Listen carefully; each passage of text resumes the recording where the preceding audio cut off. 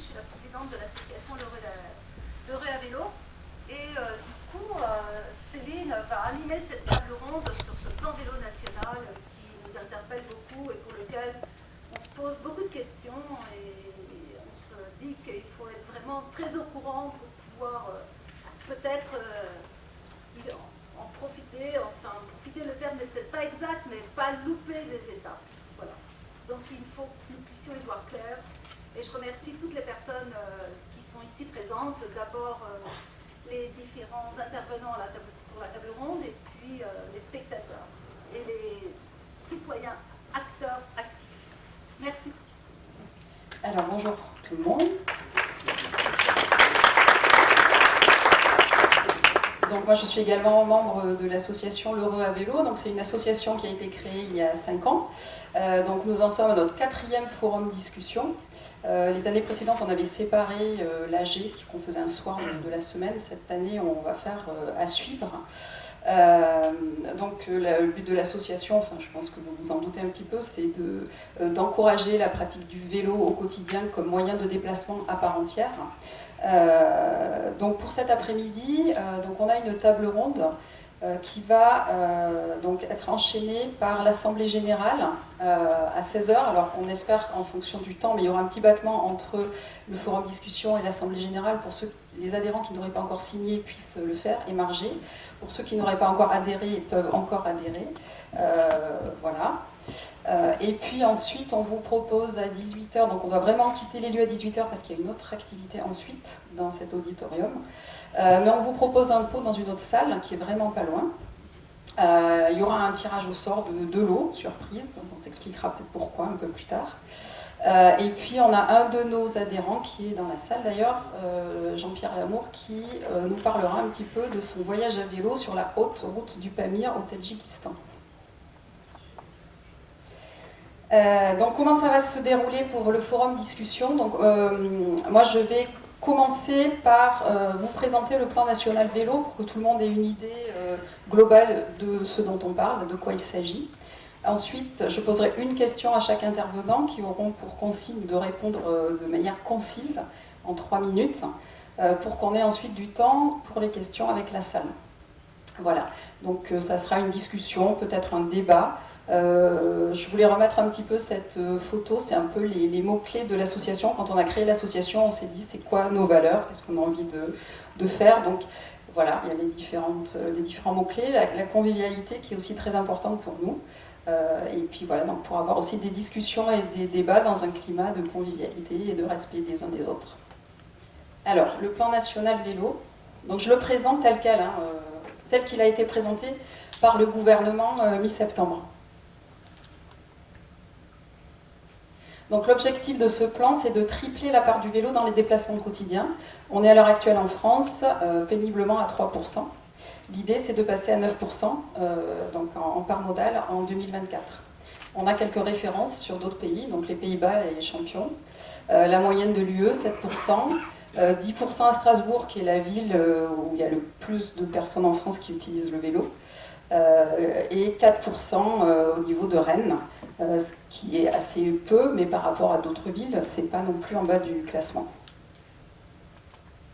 Alors le gouvernement, dans ce plan national vélo, reconnaît des avantages pour les cyclistes et la collectivité à utiliser le vélo en tant que moyen de déplacement, donc pour la santé, pour la transition écologique et énergétique, pour l'attractivité des villes, en se disant qu'une ville où il y a plus de cyclistes, c'est une ville moins polluée, où il y a moins de bruit, ça libère aussi de l'espace, l'accès à la mobilité pour tous au moindre coût, et la création d'emplois avec la fabrication, la vente de vélos et d'autres activités à vélo, et on en voit de plus en plus qui se développent.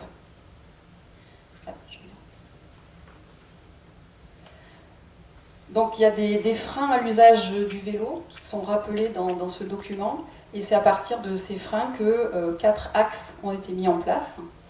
Donc le premier axe, c'est de développer des aménagements cyclables de qualité, où la sécurité à vélo soit vraiment prise en compte. La lutte contre le vol, ça c'est aussi un frein à l'usage du vélo. Un cadre législatif et réglementaire qui soit plus incitatif. Et enfin, le développement d'une culture vélo. Donc, je vais reprendre ces 4 points.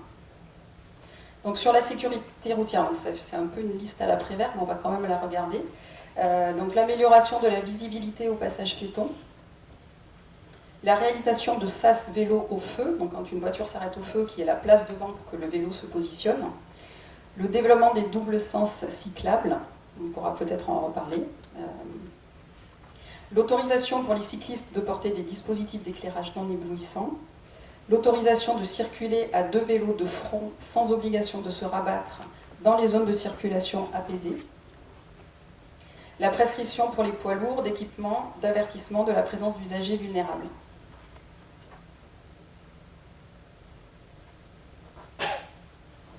Alors sur la partie aménagement, c'est toujours dans le premier point. Il y a un appel à projet qui est géré par l'ADEME, Vélo et Territoire, qui est actuellement ouvert et qui se clôt le 9 février, qui est en fait surtout pour préparer les collectivités territoriales à répondre aux appels à projets du Fonds national mobilité active, donc c'est le deuxième point. Donc il y a un fonds national de 50 millions d'euros par an pendant 7 ans pour la création d'axes cyclables structurants. Donc je pense qu'on aura aussi l'occasion de revenir là-dessus. Ensuite, la dotation de soutien à l'investissement local. Sur le quinquennat, 500 millions d'euros réservés aux enjeux de la mobilité, et notamment pour l'intermodalité. Donc l'intermodalité, je pense que tout le monde sait ce que c'est le fait de prendre plusieurs types de déplacements pour un trajet. Donc ça, c'est un peu technique, hein, mais c'est vrai que les collectivités peuvent mobiliser ça aussi. Ensuite, alors là, c'est un peu plus... faut décoder. Donc la future loi d'orientation des mobilités, donc cette loi d'orientation des mobilités qui doit quelque part un peu sceller dans le marbre ce plan vélo, qui a été présenté en novembre, mais qui n'est pas encore promulgué. Donc il est écrit que la future loi d'orientation des mobilités renforcera le contenu relatif aux mobilités actives dans les documents de planification. Bon, c'est pas forcément hyper clair, mais... Et l'assouplissement de la définition de voies vertes. Donc les voies vertes, ce sont ces voies où peuvent circuler les engins non motorisés de divers types. Donc là, l'idée, c'est d'assouplir la définition pour pouvoir en créer plus, notamment pour la cohabitation, par exemple, avec les engins d'entretien de l'espace. Alors la lutte contre le vol, donc ça va passer par la généralisation du marquage vélo. Donc le marquage vélo, par exemple, de type Bicicode. Vous pouvez faire graver sur votre cadre de vélo un numéro unique et ensuite vous rentrez dans une base de données nationale le numéro avec le propriétaire du vélo. Donc ça permet de retrouver le propriétaire si on retrouve un vélo volé. Voilà. Un plan d'action de lutte contre le vol, donc quelque chose de mis en place avec les forces de l'ordre. L'équipement des gares et des pôles d'échange en stationnement sécurisé. Des stationnements vélos dans les bâtiments. Et des aides au financement de stationnement sécurisé dans les logements sociaux et les écoles. Alors par un dispositif qui s'appelle les certificats d'économie d'énergie, mais je ne vais pas le détailler ici. Voilà. Alors la création d'un cadre incitatif, donc la création d'un forfait de mobilité durable pour tous les salariés jusqu'à 400 € par an, donc défiscalisé et sans autre charge sociale dessus. Ce qu'il faut savoir, c'est que c'est rédigé comme ça dans le document pour tous les salariés, mais c'est quand même au bon vouloir de l'employeur à l'heure actuelle. Tel que c'est prévu. À l'heure actuelle, on a l'indemnité kilométrique vélo qui ne devrait plus exister et on passerait à ce système. Le vélo introduit dans le barème fiscal, donc ça c'est comme pour les voitures, en fonction des chevaux, vous avez un barème fiscal pour le kilomètre. Donc ça veut dire par exemple si on prend sa voiture pour un rendez-vous, donc moi ça m'est arrivé d'aller de mon lieu de travail à Villejean à un rendez-vous à Cesson. Donc j'avais pas droit, je suis allée à vélo, j'avais pas droit à l'indemnité, à être remboursée, alors que si j'avais pris ma voiture, j'aurais été remboursée.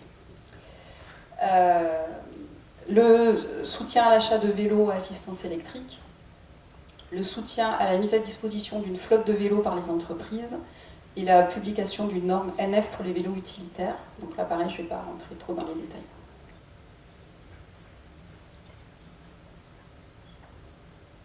Alors le développement d'une culture vélo, donc ça passe par sécuriser la pratique du vélo pour les enfants, donc permettre aux jeunes entrant en 6e de maîtriser la pratique autonome et en sécurité du vélo, le déploiement de plans de mobilité scolaire de type vélobus, poursuivre le développement de l'activité physique, y compris des mobilités actives, C'est qu'il y a un grand plan aussi de favoriser tout ce qui est mobilité, activité physique, etc. pour la santé.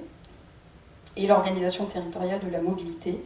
Bon, donc là, c'est pareil, c'est un peu technique, mais avec différents types d'outils. Aussi, par exemple, tout ce qui est mise à disposition des données numériques, données de stationnement, etc. Des données qui soient ouvertes pour que les usagers puissent en faire ce qu'ils veulent, enfin, des applis, ou des entreprises qui pourront en bénéficier, ou des particuliers, etc. Donc ça, c'était le plan national vélo, voilà, tel qu'il a été présenté. Ensuite, on a la Fédération des usagers de la bicyclette, donc l'association nationale, donc à laquelle l'Heureux adhère depuis peu d'ailleurs. Donc pour le président de la FUB, c'est le premier plan vélo français réellement crédible. Donc la FUB a publié ce guide pour aider les différents acteurs à se mobiliser. Donc il y a des conseils suivant les types d'acteurs, donc je ne vais pas tout développer non plus. Donc pour les bailleurs sociaux, mettre à disposition des stationnements sécurisés. Pour les professionnels du cycle, pour les employeurs, mettre en place ce forfait mobilité durable pour les salariés, lutter contre le vol.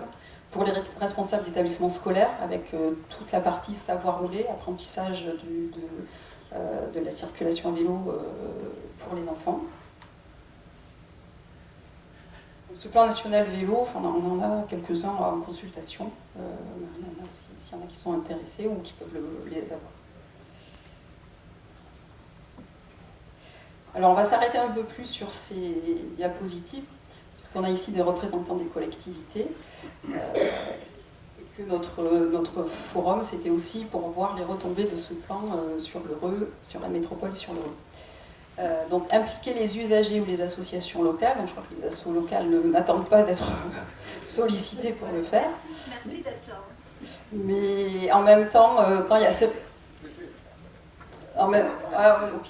on va voir si on coche tout. Après, c'est vrai que dans les communes où il n'y a pas d'association, c'est vrai que c'est important aussi d'informer et que les gens se mobilisent. Voilà. Donc je prépare mon plan local et planifie mes services vélo avec l'aide de l'ADEME ou sans l'aide de l'ADEME. C'est vrai que sur Rennes Métropole, il y a un schéma directeur déjà en place. Sur l'Heureux, depuis peu, il y a aussi un plan directeur vélo qu'on nous a présenté fin 2018. Donc il y a quand même de la planification. Je mets à contribution le plan national vélo, donc essentiellement le fonds mobilité active, puisqu'il y a des appels à projets, et notamment il y en a un en cours. J'aménage les abords des écoles pour accompagner le savoir rouler, donc c'est vrai que c'est important aussi. Je décide de faire appel à la dotation de soutien à l'investissement local. Donc voilà, ça c'est un autre levier à activer. J'impulse la démarche plan de mobilité avec les employeurs. Donc ça dépend peut-être un peu des communes ou des collectivités. J'anime une politique d'inclusion avec les bailleurs sociaux. Donc voilà, différents points qu'on pourra discuter. Alors, en tant que parlementaire, donc il y a cette loi d'orientation des mobilités, donc, qui est en cours de discussion au niveau de l'Assemblée. Donc je soutiens la proposition de créer un droit à la mobilité active. Je propose un amendement pour revoir à la hausse le fonds vélo. Donc la FUB considère que le montant du plan national vélo en fait devrait être 4 fois plus important pour avoir un réel impact sur la France. Je propose un amendement pour rendre obligatoire le forfait mobilité durable. Donc, comme je le disais tout à l'heure, le forfait de maximum 400 €, c'est à la discrétion de l'employeur. Je fais inscrire dans la loi la promesse du Premier ministre de généraliser l'apprentissage de la mobilité à vélo. Je contribue à recréer un bonus vélo assistance électrique qui soit cumulable avec toute aide locale et ou de l'employeur. Ça, c'est peut-être une question aussi à voir au niveau de Rennes Métropole. Je contribue à transcrire dans le droit l'obligation de transport de vélo dans les trains. Et je propose des amendements pour lutter contre le vol. Alors en tant que citoyenne engagée, je discute avec mes parlementaires, donc là on a un représentant, enfin quelqu'un qui représente le député, donc voilà, c'est l'occasion aussi de ce genre d'événement d'avoir des occasions de discuter. Je sensibilise mes élus locaux, je sensibilise les chefs d'établissement au savoir rouler, je pense que c'est important aussi dans les écoles.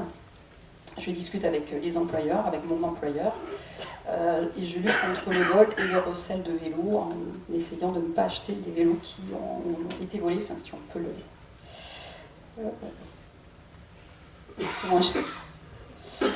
Voilà, donc ça c'était pour le panorama, plan national vélo et guide de la FUB. Donc on va passer à nos intervenants. On a 7 personnes. Et je vais leur donner la parole, chacun leur tour. Alors, je regarde un peu le temps. Donc je vais commencer par Monsieur Dain, donc Daniel Dain, vous êtes maire d'Orgères. Vous êtes délégué au niveau de Rennes Métropole sur tout ce qui est mobilité douce. Et donc la question que je vais vous poser, c'est quelles vont être les retombées du plan national vélo pour Rennes Métropole.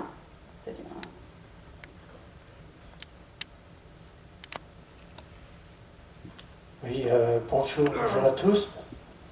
Merci tout d'abord de m'avoir invité.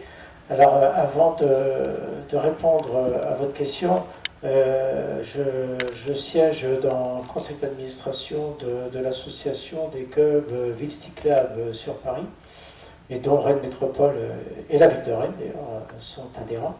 Et effectivement, nous avons défendu depuis un certain nombre d'années, et tout particulièrement en 2018, je dirais un plan vélo avec le financement maintenant qu'on connaît. Donc on est assez fiers du travail qui a été mené par cette association.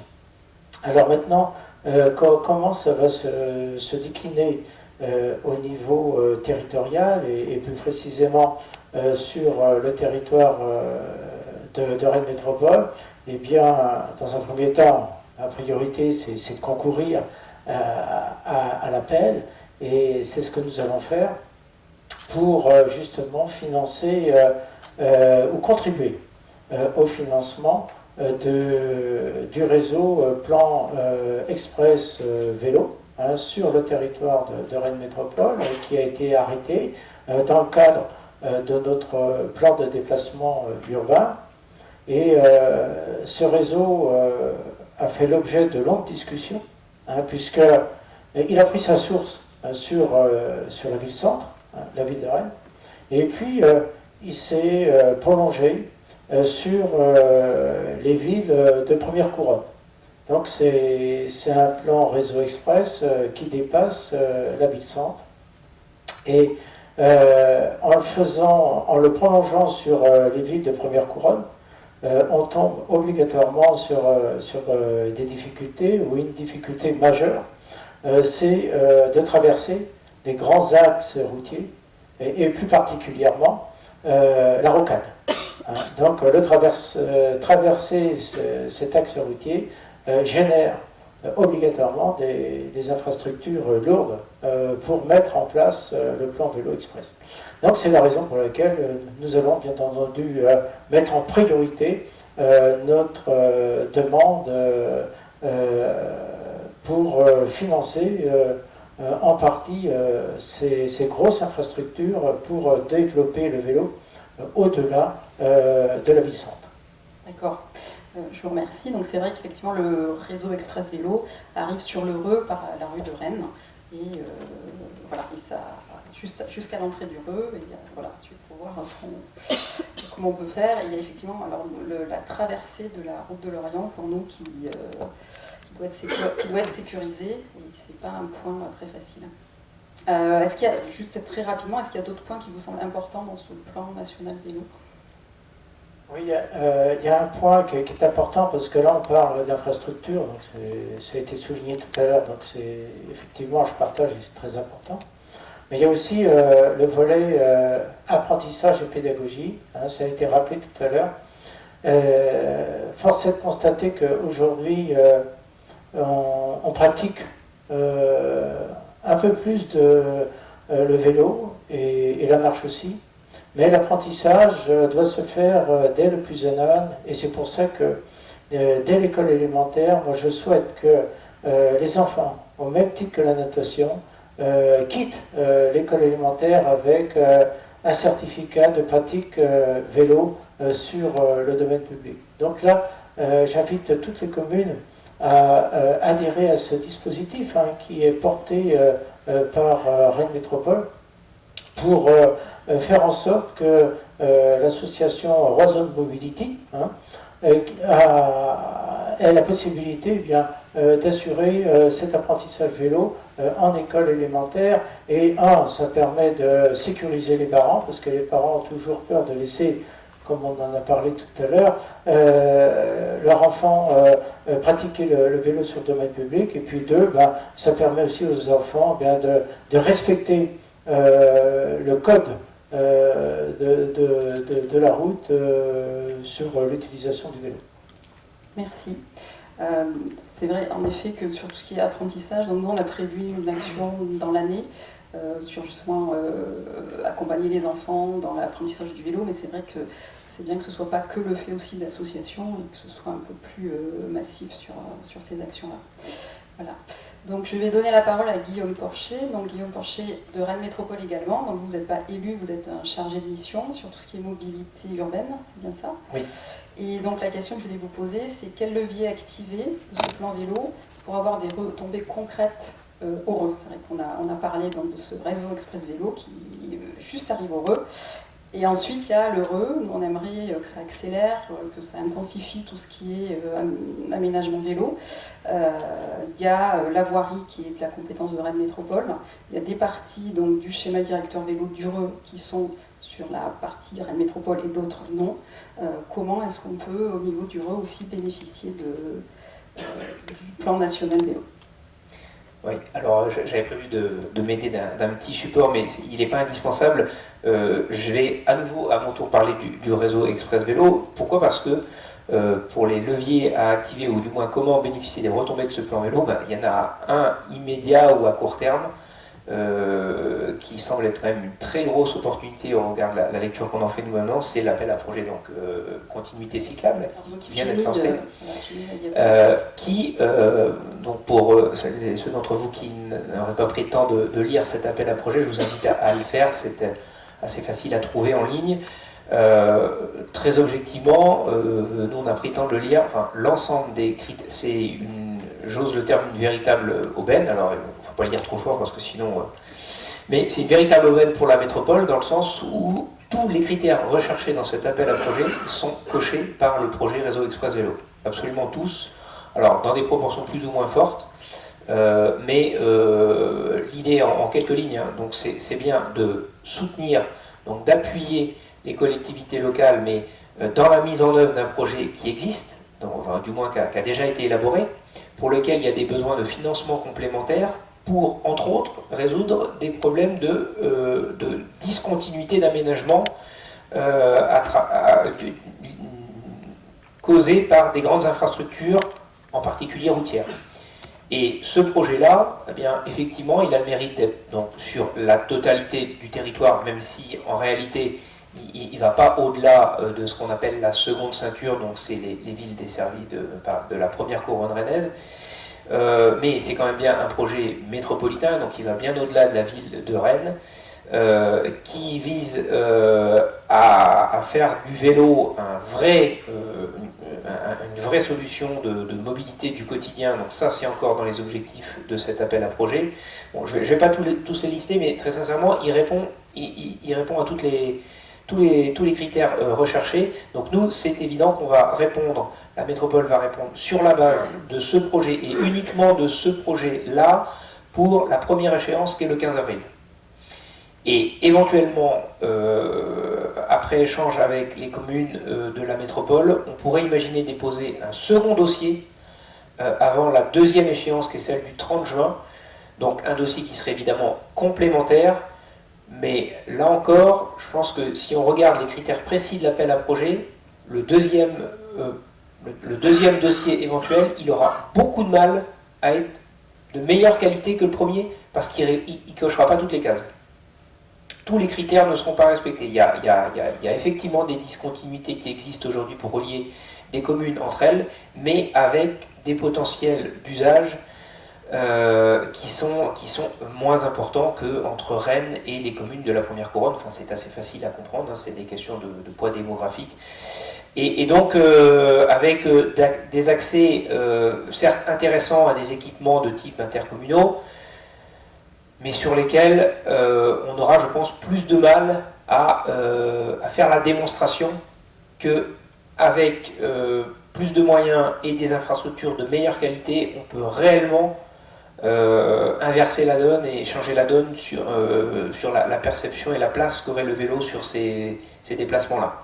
Ce qui sera beaucoup plus facile à faire, en revanche, sur les itinéraires du réseau express, puisque, et ça on peut s'en désoler, mais c'est une réalité, partout où il y a une contrainte quand même forte sur la voiture, et c'est le cas aux heures de pointe, notamment pour accéder à Rennes, eh bien, le report modal, que ce soit en faveur du transport collectif ou du vélo, il est plus facile. Il est plus facile à opérer parce que la voiture est beaucoup moins compétitive que les alternatives qui existent. Et donc, le réseau express vélo, c'est vraiment de ça dont il est né, ce projet-là. Donc, la réponse, pour répondre à votre question, c'est sur ce projet-là, uniquement, d'ici le 15 avril, qu'on va répondre. D'accord, merci. Je pense qu'il y aura l'occasion de discuter. On a plusieurs élus du RE. C'est vrai que nous, en vivant au RE, on voit bien aussi au quotidien les problèmes de discontinuité dans le RE et parfois de connexion avec Rennes ou avec les communes périphériques. On ne peut pas les passer à vélo, c'est impossible. Et il y a des projets aussi d'équipements intercommunaux entre le RE et passer d'autres communes. Donc c'est aussi une question qui pourrait être soulevée. Merci. Alors, gardez vos questions pour tout à l'heure. Donc je vais donner la parole à Michel Forget, qui est élu à Dinan, qui est conseiller à l'agglomération de Dinan sur la commission mobilité et transport, et qui a une double casquette, puisque vous êtes aussi engagé dans l'association Liaison Douce. Voilà. Donc ma question, c'est quel est l'intérêt de ce plan vélo et comment allez-vous vous en saisir sur le territoire de Dinan, qui est un territoire peut-être un petit peu différent dans sa géographie. Oui, merci de l'invitation. Donc je suis ici en double casquette, on va dire, casquette d'élu. Donc je suis élu dans l'opposition à Dinan, et donc je suis élu à Dinan Agglomération, qui est une nouvelle agglo depuis le 1er janvier 2017. Donc Dinan Agglo, c'est 64 communes, 95 000 habitants, donc c'est beaucoup de communes, mais pas forcément une énorme densité. Et donc ça va de Broncolme, si vous connaissez, sur la RN12, jusqu'au littoral. Saint-Jacques, Cap-Fréhel fait partie de l'agglo, et donc Dinan, et puis le bord de Rance, et on s'arrête au sud de Dinard quand même pour laisser la partie Île-et-Vilaine. Je dis ça parce qu'on voit bien tout de suite et d'emblée les enjeux qu'il peut y avoir sur la question du vélo sur un territoire comme celui-là. Jusqu'à présent, le vélo a été cantonné comme en France, d'ailleurs uniquement dans un registre de loisirs et sportifs. C'est vrai que les Côtes-d'Armor sont connues pour être un département très vélo, mais vélo du dimanche. Enfin, je veux dire, les pelotons dimanche matin, on en voit de nombreux. Le tourisme aussi, il y a quand même l'Eurovélo qui passe. Il y a certainement d'itinéraires voies vertes aussi qui descendent de barrage d'Arzal et autres, et donc c'est quand même relativement emprunté. Mais la question du vélo comme moyen de déplacement au quotidien était jusqu'à présent complètement mis de côté. Donc la question, il n'y a aucun aménagement cyclable quasiment dans les communes. À Dinan, il n'y en a pas, et il n'y a aucun aménagement cyclable dans la plupart des communes. La seule commune de l'agglo qui consacre depuis des années, régulièrement chaque année, un budget vélo, c'est Plouer-sur-Rance, de l'ordre de 180, presque 200 000 euros par an, ce qui est beaucoup pour une petite commune. Et donc c'est venu d'ailleurs, et c'est intéressant, c'est venu par une mobilisation de la municipalité, un adjoint à l'environnement, les associations, les parents d'élèves, etc., qui ont poussé pour mettre en place un pédibus et un vélobus. Et donc ça a enclenché un cercle vertueux, on pourrait dire ça comme ça, d'aménagement cyclable pour sécuriser au maximum. Et donc depuis, eh bien, ils continuent leurs aménagements vers les voies vertes. Voilà, ce qui fait que sur la question du plan vélo, je pense que nous, pour les associations de vélo, c'est un peu terre de mission, hein, je ne vous le cache pas. Et donc cette question justement du savoir rouler qui a été évoquée, de la sécurisation des parcours, de la mobilité scolaire sécurisée, autonome, je pense que c'est un biais aussi intéressant, je veux dire, pour pouvoir se saisir de ces questions-là et de pouvoir pousser les communes à faire des aménagements sécurisés. Encore faut-il effectivement que les élus et les parents d'élèves aient connaissance de tout ça, aient connaissance que ça existe, que ça peut fonctionner, des intérêts que ça peut avoir. Et donc là, il y a un gros travail sur un secteur, un territoire comme le nôtre. Je pense qu'il y a un gros travail de culture, on va dire, sur la question du vélo, beaucoup d'élus sont complètement à 100 lieues, j'allais dire, de cette approche et de considérer le vélo comme un moyen de mobilité ordinaire. Il n'y a pas longtemps, dans une réunion mobilité, moi j'évoquais la possibilité des doubles sens cyclables, justement, qui permettrait, comme une ville comme Dinan, je veux dire, de pouvoir la rendre plus cyclable qu'elle n'est. Eh bien, il y avait des élus qui disaient, mais comment ça, on va quand même pas apprendre à nos enfants à passer dans les sens interdits, quoi. Donc, le fait que les adaptations du code de la route, tout ça, c'était pas un élu, c'est un élu qui a 40 ans, donc c'est pas du tout. Non mais je dis ça, c'est pas. Et donc on voit bien, je pense que moi je suis élu, et donc on ne peut pas être compétent et expert sur tout et intéressé par tout, mais je crois que dans beaucoup d'endroits, eh bien effectivement, il y a un gros travail à faire, je veux dire, de formation, d'information des élus. Et je termine sur. On a eu un débat à l'AGLO sur la question des compétences. Est-ce que l'AGLO prend la compétence qui n'est pas obligatoire, la compétence voirie? Je veux dire, compte tenu du fait que certaines communautés de communes avant l'avaient et d'autres pas, enfin, etc. Donc gros débat. Donc en général, les élus sont là sur la voirie. Moi, j'avoue que je suis beaucoup moins compétent que la majeure partie des élus, parce que c'est vraiment leur quotidien, les communes rurales, etc. Eh bien, si on n'avait pas été, on va dire 2 ou 3, et encore, je suis là sur les 91 conseillers, eh bien, à alerter sur ce qui était de la compétence, qui était proposé comme compétence, il n'y avait de compétence communautaire que la bande de roulement, c'est-à-dire à l'exclusion de tout ce qui concernait les accotements, tout ce qui concernait les réseaux, tout ce qui concernait l'éclairage. Donc ça veut dire qu'on les a alertés là-dessus, donc ça a été rectifié, et on reste vigilant. Ça veut dire que, alors que l'AGLO prône un schéma cyclable sur le territoire, facilité, des courtes distances, enfin, tout ce qu'on... Très bien, on n'a rien à redire dans le PLUI, etc. Et bien là, on se privait effectivement d'un moyen, je veux dire, de rendre plus cyclable, surtout entre les bourgs, où les routes sont très accidentogènes. Enfin, voilà, où il y a une mortalité d'ailleurs en statistique, on risque beaucoup plus en dehors des villes, je veux dire, que dans les villes. Alors, cette agglo, elle est assez récente, de 2015. Oui, 1er janvier 2017. Alors c'est une super opportunité parce que là, l'agglo a pris la compétence obligatoire, bien sûr, mobilité transport, donc a mis en place un réseau de transport urbain qui n'existait pas jusqu'à présent, Dinan et juste les communes limitrophes, avec 4 lignes de bus, gratuites d'ailleurs. Mais donc maintenant, il va falloir enchaîner sur toutes les offres de mobilité, parce que le territoire est grand, et puis il y a des enjeux importants et intéressants par rapport à ça. Donc c'est le plan vélo, c'est aussi une occasion, une opportunité Ah bah d'accélérer. Là pour le coup, on peut franchir, je veux dire, un gap important d'un coup, en fait.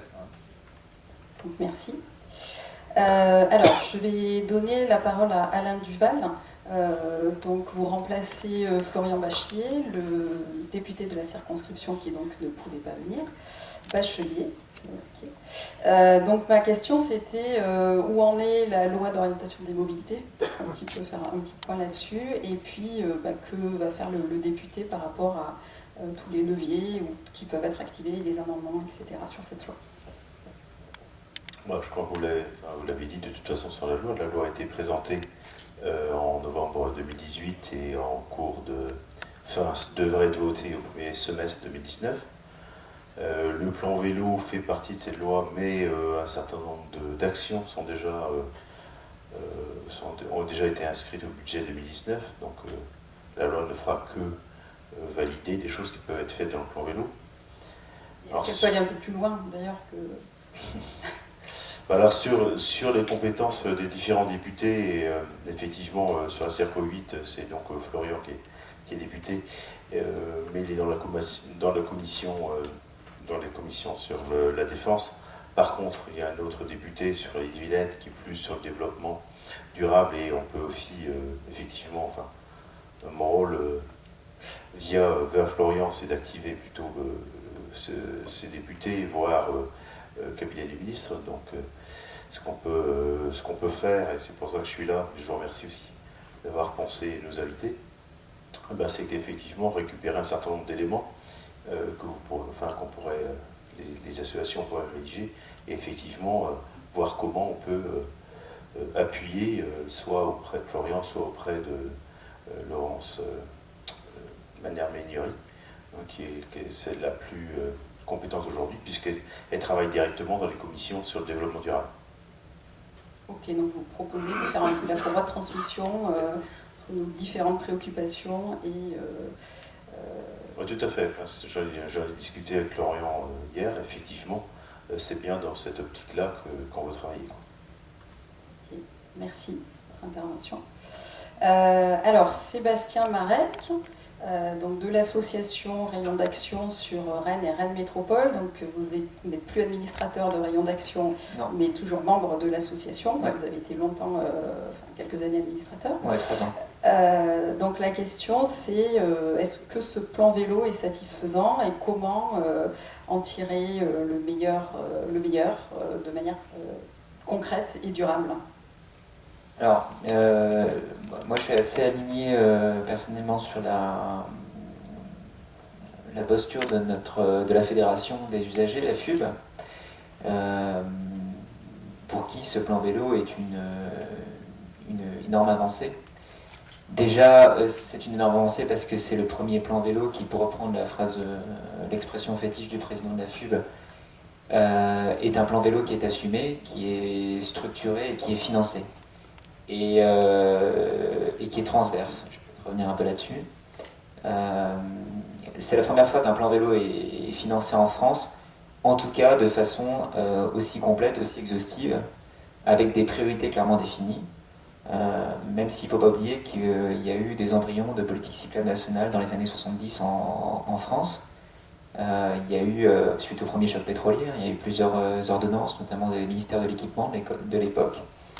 Et cette politique nationale qui a permis de financer des aménagements dans un certain nombre de villes, dont Rennes, les premiers aménagements cyclables à Rennes datent de cette époque, s'est interrompu un peu avant le second choc pétrolier, et il y a eu une interruption. Mais peut-être que si cette politique avait continué, on serait à des niveaux comparables aujourd'hui de pratique, au même niveau que l'Allemagne, la Suisse, l'Autriche ou s'approchant des Pays-Bas. Mais malheureusement, cette politique nationale s'est interrompue pendant très longtemps. Elle a repris par les villes, par les grandes métropoles, à partir des années 70 pour les premières et sur les années 90, y compris à Paris. Et la politique nationale, écoutez, on est en train d'assister à un renouveau de la politique nationale pour le vélo. Et surtout, ce qu'il y a de remarquable dans ce plan, c'est qu'il est transverse, c'est qu'il exprime bien l'idée qu'on peut massifier l'usage du vélo qu'en agissant sur tous les leviers, sur tous les plans.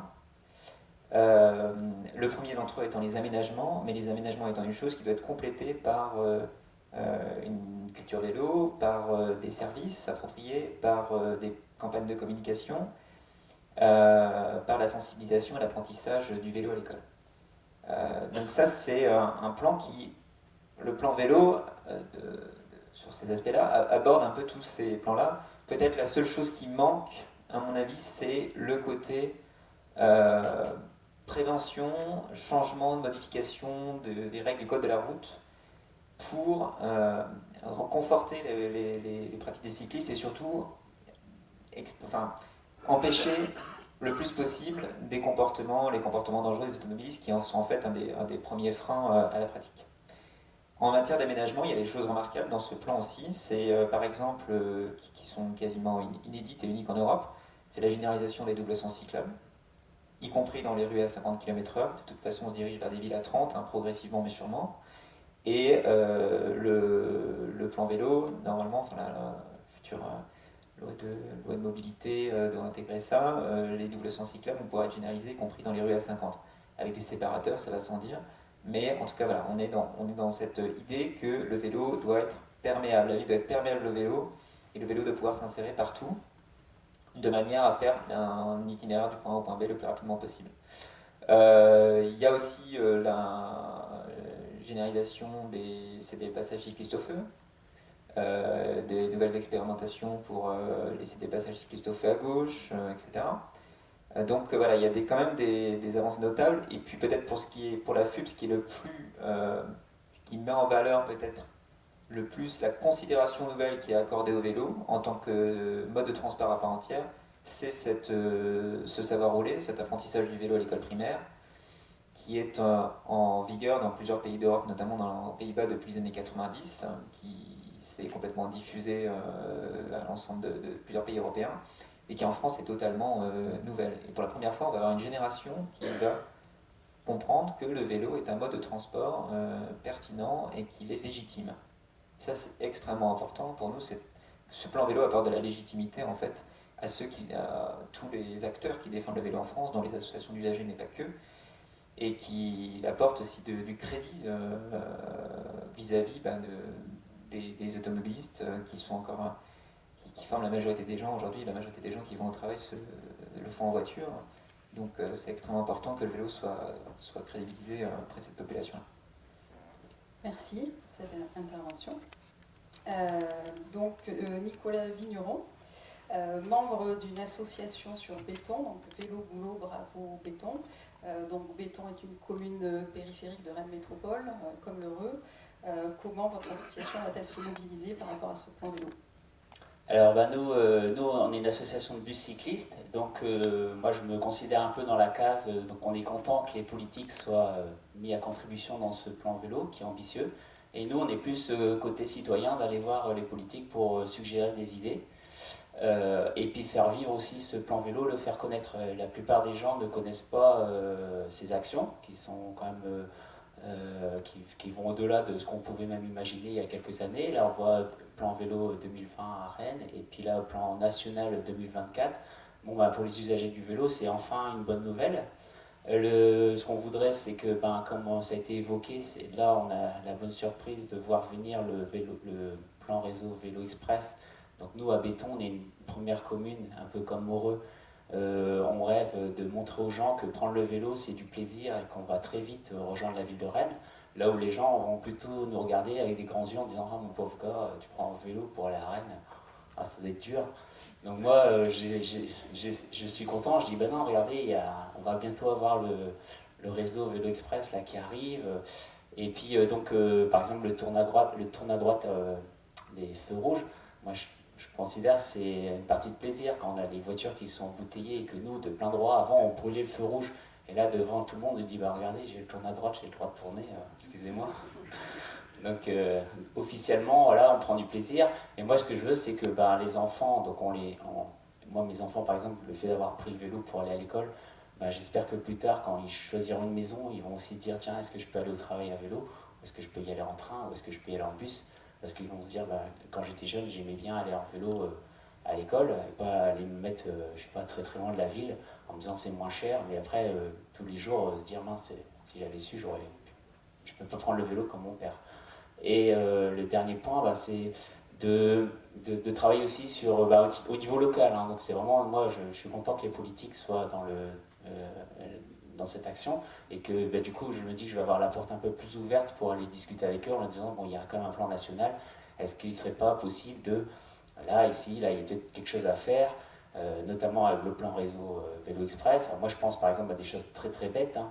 C'est que je suis content quand je vais voir la ville en me disant voilà, est-ce qu'on ne pourrait pas faire un petit chemin là pour rejoindre le truc. Puis des fois la réponse que j'ai c'est non, mais rassurez-vous, on va vous faire une super piste cyclable, mais qui suit la route. Alors moi, je suis content quand il y a une super piste cyclable qui suit la route, mais moi ce que j'aime bien, c'est à vélo aller tout droit, le plus vite possible. Et donc montrer aux voitures que c'est bien d'avoir une piste cyclable qui suit la route, mais si à vélo, un peu comme en Belgique, en Hollande, en Allemagne, on a des pistes cyclables qui coupent et qui montrent aux voitures, ceux qui font du vélo, ils ont vraiment de la chance, parce que eux, ils gagnent sur nous encore plus. Et bon, c'est un peu vers ça que nous, on essaie de solliciter, moi, à mon niveau, les usagers du vélo donc, qui me suivent. J'essaie de leur montrer que c'est agréable de prendre le vélo le matin pour aller au travail. Moi je prends l'exemple depuis Noël, j'ai pas eu une goutte de pluie pour aller au travail ni le matin ni le soir, hein. Donc ceux qui ont pris le vélo peuvent témoigner aussi, hein, parce que je vois pas pourquoi il pleuvrait pas à Béton, il pleuvrait ailleurs. Je dis pas qu'il pleut pas dans la journée, mais le matin et le soir, c'est un exemple, parce que les gens disent c'est terrible, à vélo là, mon pauvre, je sais pas comment tu fais. Donc voilà, c'est un peu montrer, et puis que les politiques disent oui, c'est vrai qu'il y a des gens qui sont motivés, et on va les aider à faire une liaison plus simple, à mettre en avant les jeunes, d'avoir des parkings vélos qui vont bien pour aller au collège, des pistes cyclables qui vont bien pour aller au collège, que les parents fassent confiance aux enfants quand ils prennent leur vélo. Donc voilà, c'est plutôt le niveau local, pas non plus tout attendre que ça vienne d'en haut, et puis aussi que, un peu en Belgique-Hollande, quand je discute avec des amis qui sont en Belgique-Hollande, ils me regardent, ils disent, ce que tu fais, c'est évident, je sais pas, nous on prend le vélo, on se pose pas toutes ces questions-là. En France, vous faites rigoler, parce que nous, en Belgique, on va faire nos courses à vélo, on n'y réfléchit pas, quoi, tout ça. Donc voilà.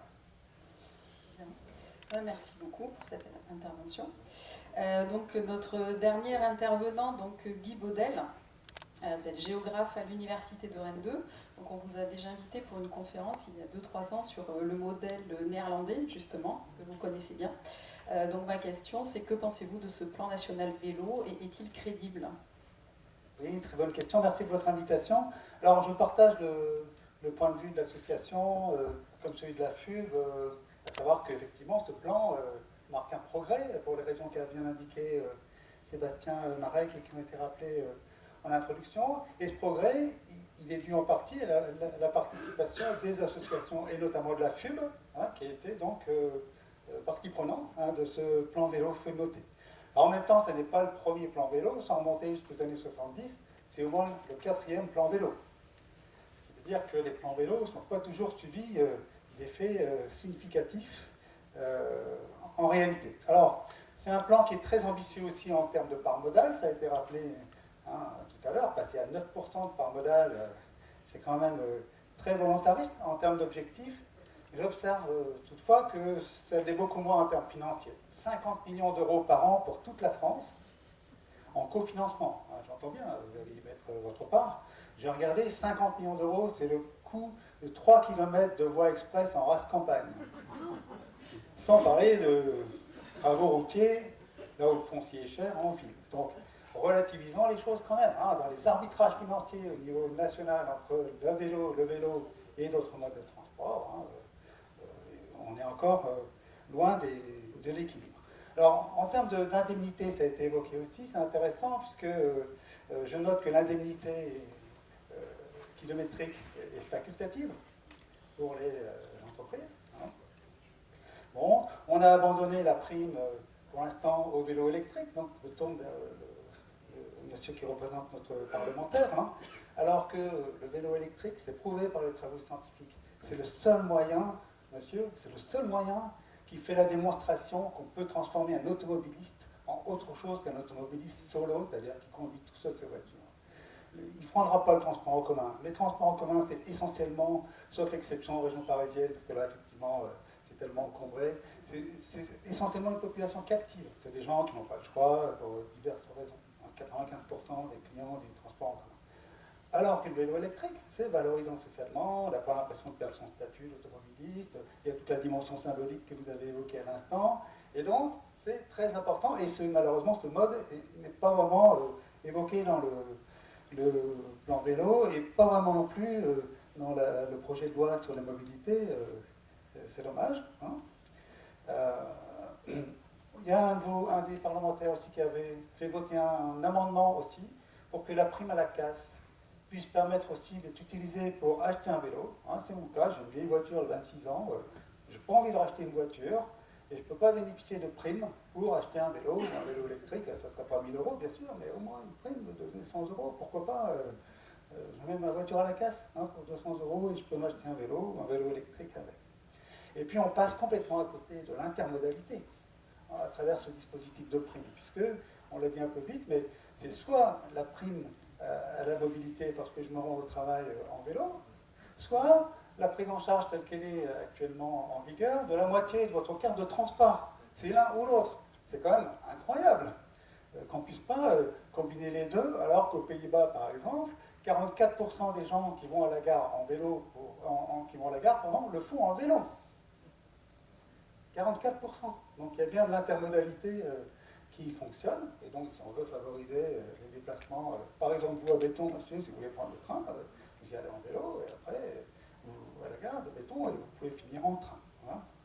Donc il y a quand même encore un manque d'ambition globale. Effectivement, je connais bien les Pays-Bas. Bon, à chaque fois qu'on va aux Pays-Bas, on revient en France, on a l'impression de revenir 40 ans en arrière. Alors, bon, je sais pas, 30 ans, mettons, ça progresse quand même, mais les villes hollandaises sont silencieuses. On revient ici. Moi, je suis sourd, pourtant, j'ai des prothèses, mais le niveau sonore de ces villes françaises, avec le trafic automobile, il est quand même impressionnant par rapport à ces villes, qui sont des villes apaisées, comme on dit, des villes lentes, ou des villes au trafic calme. Hein. Le plan néerlandais actuel, c'est 260 000 nouvelles places de stationnement vélo dans les gares. Hein. C'est un pays de 16 millions d'habitants, qui est grand comme un quart de la France, même pas. C'est 260 000 nouvelles places. Ah, il y en a déjà plein. Hein, et pourtant, on va encore en construire 260 000. Au fond, on pourrait dire, je pense que Sébastien Marek partage mon point de vue, c'est qu'on est encore dans ce pays à considérer que le vélo reste un mode mineur. Vous l'avez un peu dit, c'est bien pour le dimanche. Regardez les annonces immobilières. Ah, vous pourrez vous balader le dimanche à vélo. Comme un mode annexe, en quelque sorte, alors qu'il s'est imposé, ça a été dit aussi, comme une évidence, dans un grand nombre de villes d'Europe du Nord, et sans qu'on ait besoin d'argumenter. Là, j'ai par exemple le plan cyclable de la ville de Groningue. Hein. Vous allez, qui est au nord des Pays-Bas, c'est la ville la plus cycliste du monde. 52% de part modale. Donc, plus de la moitié de la totalité des déplacements, quels qu'ils soient, se fait à vélo. Et je regarde le plan de Groningue, c'est bicycle first. L'objectif, c'est d'abord le vélo. Donc, tout est fait pour favoriser d'abord le vélo, et les autres modes passent après. Donc, symboliquement, techniquement, financièrement, en termes de planification, il y a quand même un choix qui est extrêmement fort, et qui se traduit ensuite dans la pratique des habitants, avec une approche globale, hein, y compris dans ce document, on l'évoquait à l'instant, le coût, disons le coût social hein, de l'automobile. Un cycliste, il est en meilleure santé qu'un automobiliste, il est moins absent au travail parce qu'il est en meilleure santé, ça a un effet aussi sur le psychisme, sur le bien-être en général, les effets de la pollution, enfin, on peut intégrer tous les coûts, hein, y compris vous qui êtes élus, pour une partie d'entre vous, une partie des coûts, de l'abaissement des coûts en général, provient du fait qu'on peut transformer un usager du transport en commun en cycliste. Or, un cycliste coûte beaucoup moins cher à la collectivité qu'un usager du transport en commun. Hein. Enfin, donc pour finir, pour ne pas être trop long, ce que je regrette aussi dans le cadre en tant que professeur d'aménagement, c'est qu'on a toujours une approche sectorielle. Voilà, on a un plan vélo, on a une loi d'orientation sur la mobilité, alors qu'on sait bien maintenant qu'on ne peut plus aborder cette question-là uniquement à travers des mesures verticales, sectorielles, et qu'il nous faut repenser finalement l'aménagement et l'urbanisme dans son ensemble. Je vais donner quelques exemples. C'est bien indiqué dans les documents que la FUB a diffusés. Ce qu'il nous faut, c'est une ville accessible au vélo, accessible en vélo.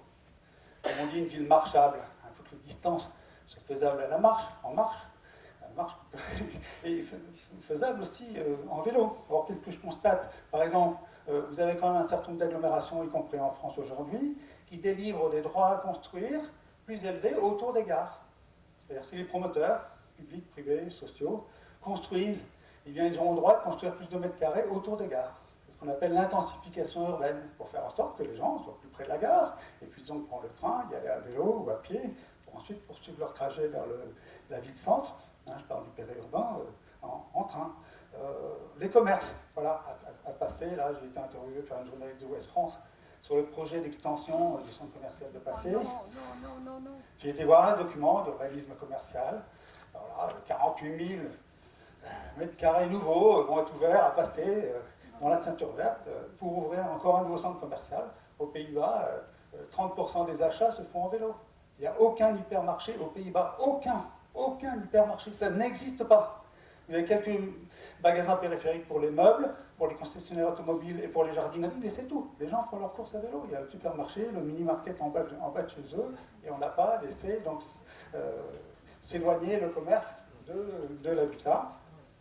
Et puis, même pour la localisation des équipements publics, on est en train d'ouvrir 3 nouveaux collèges en Ille-et-Vilaine, le conseil départemental. Des parents d'élèves ont proposé qu'un des sites, je ne sais plus dans quelle commune, soit accessible en vélo. Eh bien non, le conseil départemental a préféré une localisation périphérique. Foncier moins cher, et puis les bus scolaires ont plus de place pour circuler. On n'a pas du tout intégré l'accessibilité en vélo pour le choix du style de localisation du collège. Ici, il est en plein centre-ville, je trouve que c'est beaucoup mieux, évidemment. Hein. Et puis, je vois par exemple, on parle de l'éducation. Pour l'instant, dans la plupart des écoles, je m'adresse à l'éducation nationale, les enfants ne peuvent pas laisser leur vélo dans la cour de récréation. Allez donc aux Pays-Bas, toutes les cours de récréation sont des garages à vélo, y compris dès la maternelle. Ils vont avec leurs parents, bien sûr, mais dès 3 ans, 4 ans, ils vont à l'école en vélo. On a des statistiques, âge par âge, sexe par sexe quasiment, accompagné, pas accompagné, sur les déplacements en vélo vers l'école. Donc c'est un problème global, donc ça prendra du temps. Hein, mais ce n'est pas uniquement avec des mesures sur les aménagements cyclables qu'on va permettre vraiment un changement modal. Hein.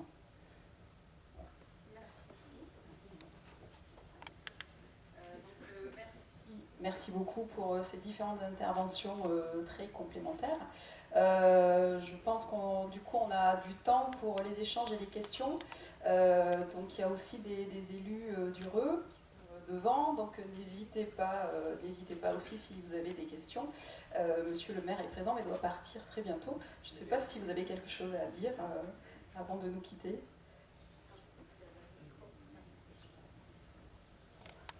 Non, merci, hein. En fait c'est très riche, puis on apprend beaucoup de choses sur ce plan national. Nous, pragmatiquement, au quotidien, on essaie de travailler du coup, avec l'association, notamment l'Heureux à vélo, pour rendre la ville plus, comment dire, plus cyclable et surtout plus apaisée. Je dirais que, par exemple, il y a une politique, on parle qu'on aimerait avoir des circulations dédiées. Mais pragmatiquement, au départ, on ne va pas réussir d'un coup à avoir des circulations dédiées. Et je pense qu'on l'a évoqué, il y a des choses comme rendre la ville à 30, je pense que c'est très important pour permettre aux usagers de partager la route. Et c'est vrai que ça, on a beaucoup de travail, on l'a commencé, et on a des résistances des automobilistes, on le voit. Mais nous, on ne cédera pas, on veut vraiment aller vers là, quelque part un peu contraindre les autos, parce que contraindre les autos pour que les vélos se sentent à nouveau capables de prendre une partie de la route, une partie qui leur est due, après tout, elle n'est pas dédiée aux automobilistes. Ça, je pense que c'est très important. Et ça, on va vers ça. Il se trouve qu'Heureux, on a aussi la chance d'avoir beaucoup de chemins doux traversants, mais qui ne permettent pas forcément toujours le vélo. Ils étaient plutôt faits sur la marche à pied. On sait que nous, on a une part de la marche à pied qui est un peu supérieure apparemment aux communes équivalentes, mais pour le vélo, on est encore un petit peu en dessous. Donc on va aussi développer des choses, hein, vu que tu pourrais en parler, je pense, mieux que moi, mais notamment le long du collège et des écoles. Parce que, vous l'avez dit, je pense que c'est important qu'on puisse faire que les élèves utilisent le vélo. Parce qu'en pratique, pour l'instant, c'est pas beaucoup le cas. Et même, moi je vais vous donner une anecdote sur ma fille qui est au lycée, 16 ans, et elle me dit, pour l'instant, c'est ressenti par toute une génération, c'est la honte de venir en vélo. Non, mais c'est une pratique, et je pense qu'il faut vraiment qu'on travaille sur la génération d'après, alors que le lycée, il est aussi pas très loin. Hein. Merci d'avoir signalé que le collège, et là, on va faire appel à toutes les générations d'élus qui se sont succédés et qui ont bien choisi justement de faire une ville intense et où tout reste central. Le lycée non plus n'est pas loin. Je rebondis aussi sur, vous parliez de faire les courses. Nous, on a choisi dans l'implantation, on va avoir une surface commerciale qui va s'installer de un peu moins de 2000 m². Elle est en centralité. Elle est très très proche, elle est à je pense, 500 mètres d'ici. Pour permettre justement, c'est pas obligé, il ne faut pas qu'on soit coercitif parce que ça ne marchera jamais, mais pour inciter les gens aussi à utiliser leur vélo pour aller faire les courses. Parce qu'on sait bien que si c'est à 3 km et qu'il faut passer 4 routes à double voie, ça n'arrivera jamais. Donc ça, c'est vrai qu'on a ça aussi en tête. Et puis, je pense que l'association nous a aussi convaincus de refaire quelque chose pour le passage sous la deuxième couronne sur le Lindon. On a quelque chose, mais qui oblige les vélos à poser pied à terre. Et ça, c'est vrai que c'est quelque chose qu'on a accepté tous collectivement, en se disant c'est pas grave, les vélos ils vont poser pied à terre pendant quelques dizaines de mètres. Mais en pratique, on n'accepterait jamais ça pour des voies en voiture. Et je pense qu'il faut tous qu'on change collectivement là-dessus.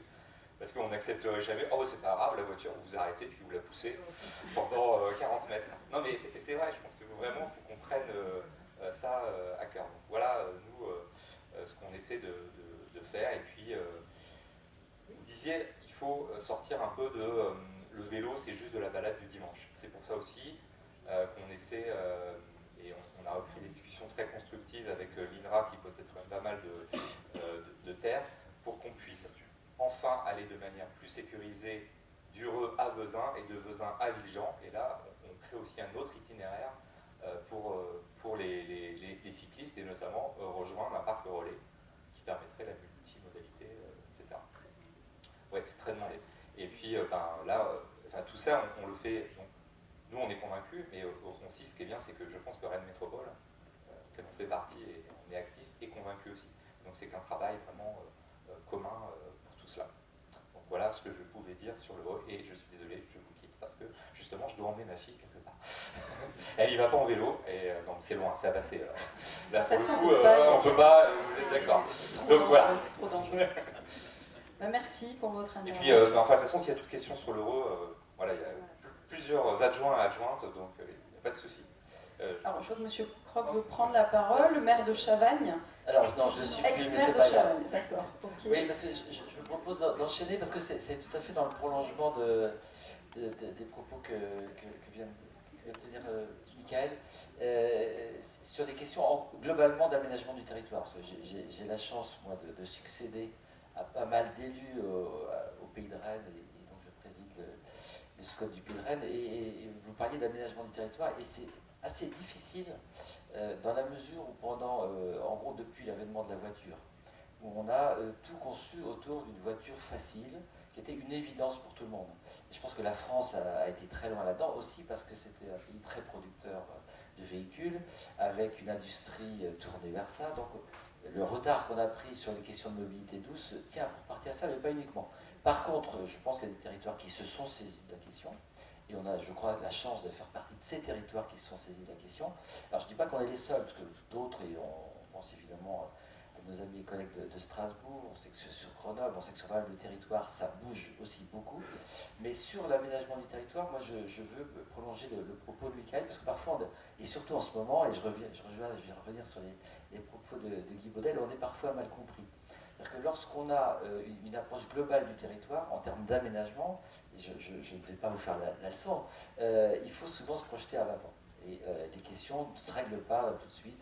Ce qu'on fait aujourd'hui, souvent, on l'a planifié à 20 ans. Alors avec effectivement toutes les évolutions qu'il peut y avoir en parcours.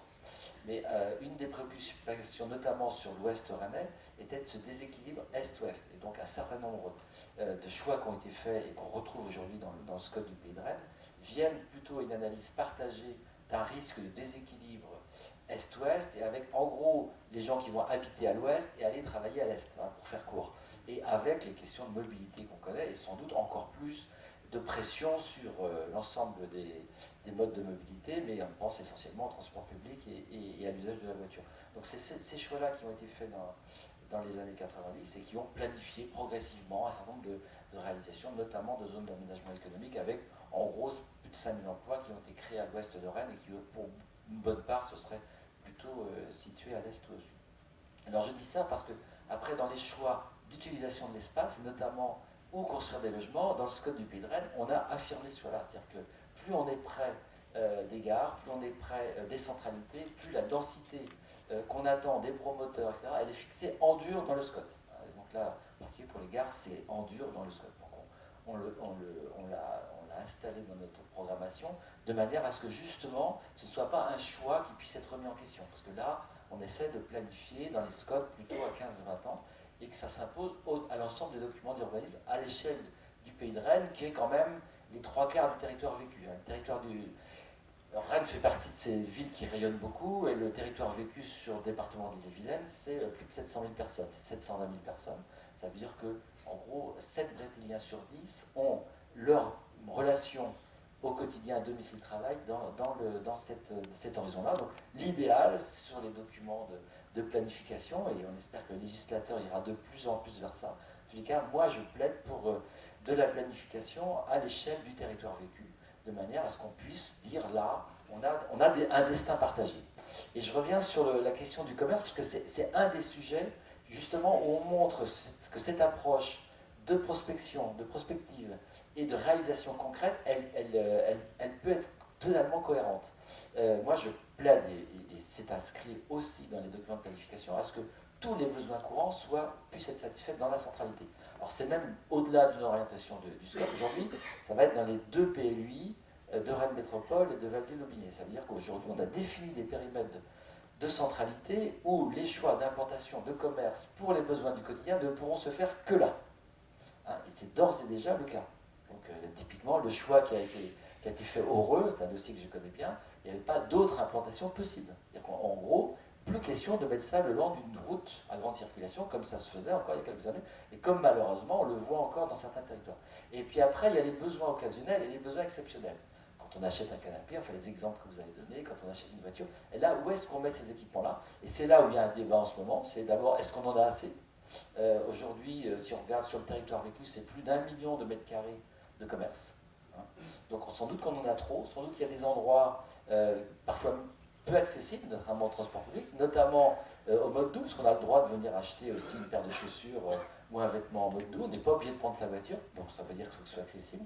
Mais on sait aussi, et là je pense qu'on est complètement en phase, qu'il y a un certain nombre d'achats où de toute façon le véhicule restera, parce que quand on vient acheter un meuble, quand on vient acheter des grands équipements, à titre exceptionnel, ben, on prend son véhicule. Et je pense que ça restera vrai. Donc du coup, il ne faut pas opposer l'un à l'autre, parce qu'au contraire, il y a une espèce de cohérence. Mais il faut l'amener aussi par les usages. Et c'est vrai qu'on n'a pas les mêmes besoins. Et moi, je souhaite que chacun puisse acheter ses produits alimentaires au plus près de chez lui. Mais on sait qu'aussi, pour un centre d'achat, il faudra peut-être faire 10, 15, 20 km. Si on les fait 2 ou 3 fois par an, ben, ce n'est pas forcément non plus un problème. Alors après, en étant évidemment soucieux du bon usage de l'espace, notamment en terre agricole, soucieux de l'énergie, soucieux des mobilités. Et ça, tout n'est pas encore réglé. Il y a encore beaucoup à faire sur ces sujets-là, et en particulier les sujets énergétiques. Merci pour cette intervention. Donc, est-ce qu'il y a des réactions, des questions Est-ce que je peux poser une question? Ah, Marie, tu poses des questions. Il faut vraiment aussi que notre auditoire puisse s'exprimer. Je voulais juste demander, quand on est citoyen d'une commune périphérique de Rennes, est-ce qu'on doit s'appuyer uniquement, enfin dire Rennes Métropole va faire le travail pour nous, pour les appels à projets, etc. Et moi, je ne suis pas sûre que ce soit uniquement cela. On n'a pas délégué en totalité auprès de Rennes Métropole. Voilà, parce qu'en fait, le plan Express Vélo, que j'ai un peu aperçu de temps en temps, il est en étoile, mais les connexions entre les communes limitrophes ne sont pas prioritaires pour l'instant. Peut-être que ça arrivera dans une deuxième période, mais on parlait de la liaison avec Passé, on peut parler de la liaison avec Chavannes, quand on habite l'Heureux, la liaison avec Vezin-Coquet.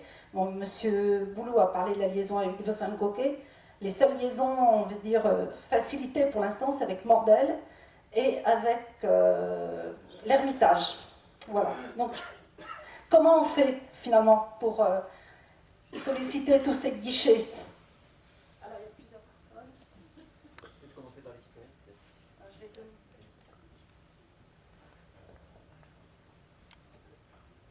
C'est vrai que déjà, il faut s'entendre sur... il y a un problème de méthode, une problématique de méthode, comment est-ce qu'on fait pour construire une politique en faveur du vélo. Et puis il y a un problématique de contenu. Par exemple, quand on dit on va réaliser un réseau vélo express sur Rennes, où là on est en train d'aménager un réseau vélo express entre Rennes et l'Heureux.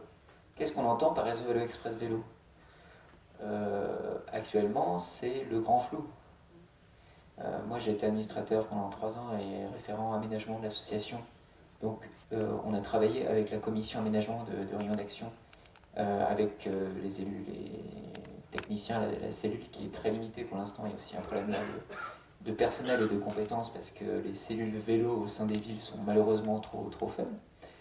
Et pour l'instant, on ne sait pas qu'est-ce que la métropole entend par réseau vélo express vélo. Probablement pas la même chose que nous usagers et associations d'usagers. Le réseau express vélo, c'est un sens très clair, c'est un type de réseau qui a été défini dans les années 2000 aux Pays-Bas.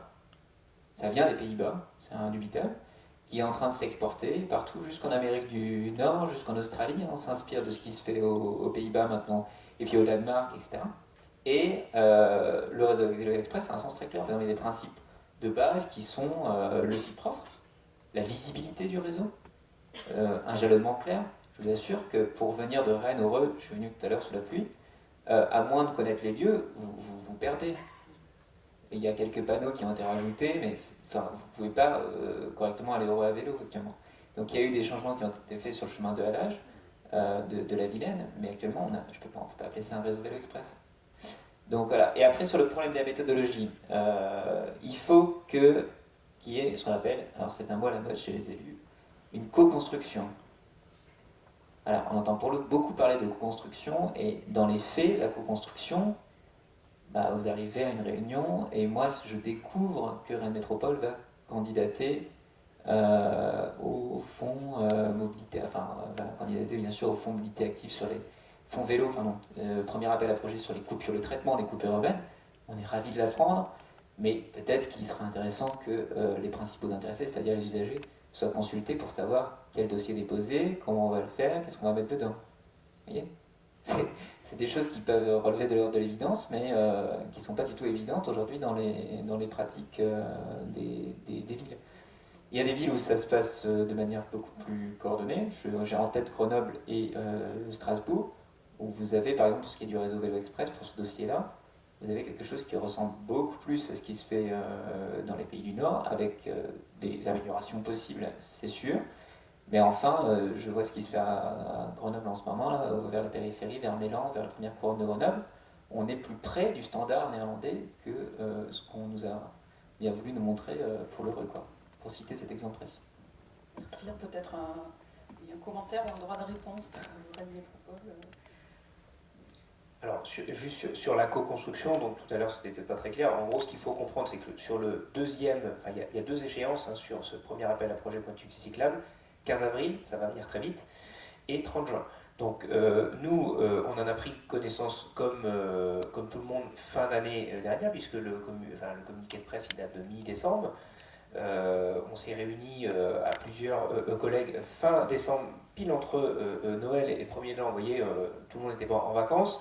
Donc pour faire une première analyse, et là, ce qui est ressorti quand même très vite, c'était le fait que le réseau express, alors est-ce que c'est un pur hasard? Est-ce que ça a été des remontées de nos parlementaires qui ont plaidé en faveur de certains critères pour être sûr qu'en gros, allez-y, foncez? Je ne sais pas. Mais ce qui est sûr, c'est que voilà, ce projet-là, il répond vraiment particulièrement bien aux critères qui sont demandés aux objectifs de l'appel à projet, étant donné le temps qui est court. D'ici le 15 avril, on imagine mal, par contre, avoir beaucoup d'échanges, d'allers-retours avec soit les communes, soit des cyclistes du quotidien. Par contre, d'ici le 30 juin, c'est tout à fait possible, et c'était ce que j'ai dit tout à l'heure, c'est-à-dire qu'on peut peut-être identifier une liste d'autres points, d'autres coupures majeures. Prenons l'exemple, le repasser. On sait très bien qu'au moment où il faut passer sous la N12, il n'y a pas que ça, c'est tout le trajet. Non, je ne dis pas que c'est que ça, je cite juste cet exemple-là, j'aurais pu en citer sans doute un ou deux autres ailleurs qui sont particulièrement criants.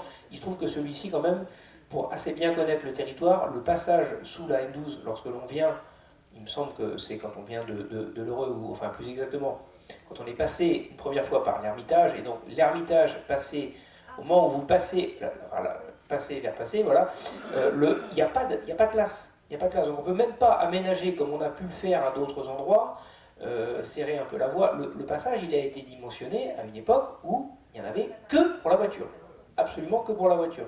Donc il faut vraiment franchir un échangeur. Alors il y a sans doute quelques têtes brûlées, j'ose dire que moi j'en ferais peut-être partie, si j'avais besoin, qui arrivent à y passer en vélo, mais c'est clairement pas du tout donné à tout le monde.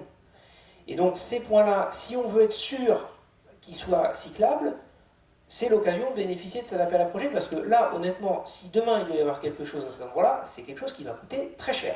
Très très cher. À voir si le potentiel, les équipements qu'il y a de part et d'autre justifient de traiter cette discontinuité-là plus qu'une autre. Parce que je pense qu'il faut aussi bien avoir en tête que dans un appel à projet, on est tous concurrents.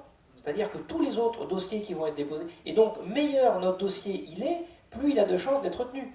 Le volume financier, 50 millions d'euros par an, ben oui, effectivement, ne regardez pas les volumes qui sont mis en face, la prime à la conversion sur le mandat, voilà, c'est 3,5 milliards. Le Grand Paris, rien que sur l'Île-de-France, c'est plus de 35 milliards. Enfin, il suffit de... 38, ça finira à 40, 45 à ce moment-là.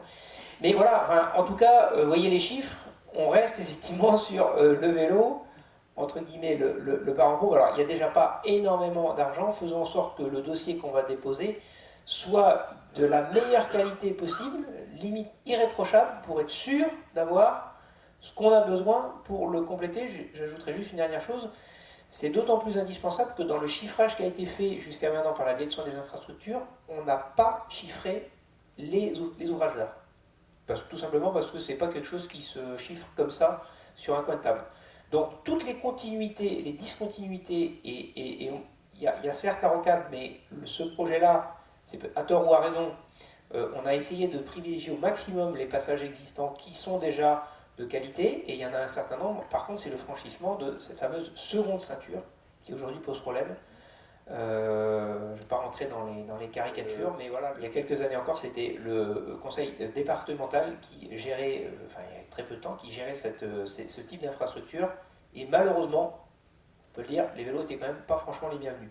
Donc c'est pour ça qu'il y a si peu de points de passage et de facilité pour les cyclistes. Or, le réseau express, c'est Rennes, commune de première couronne, seconde ceinture franchie. Sauf à l'ouest où elle va très loin. Sauf à l'ouest où elle va très loin. Mais c'est la seule exception. Mais sinon, on est bien sur seconde ceinture franchie.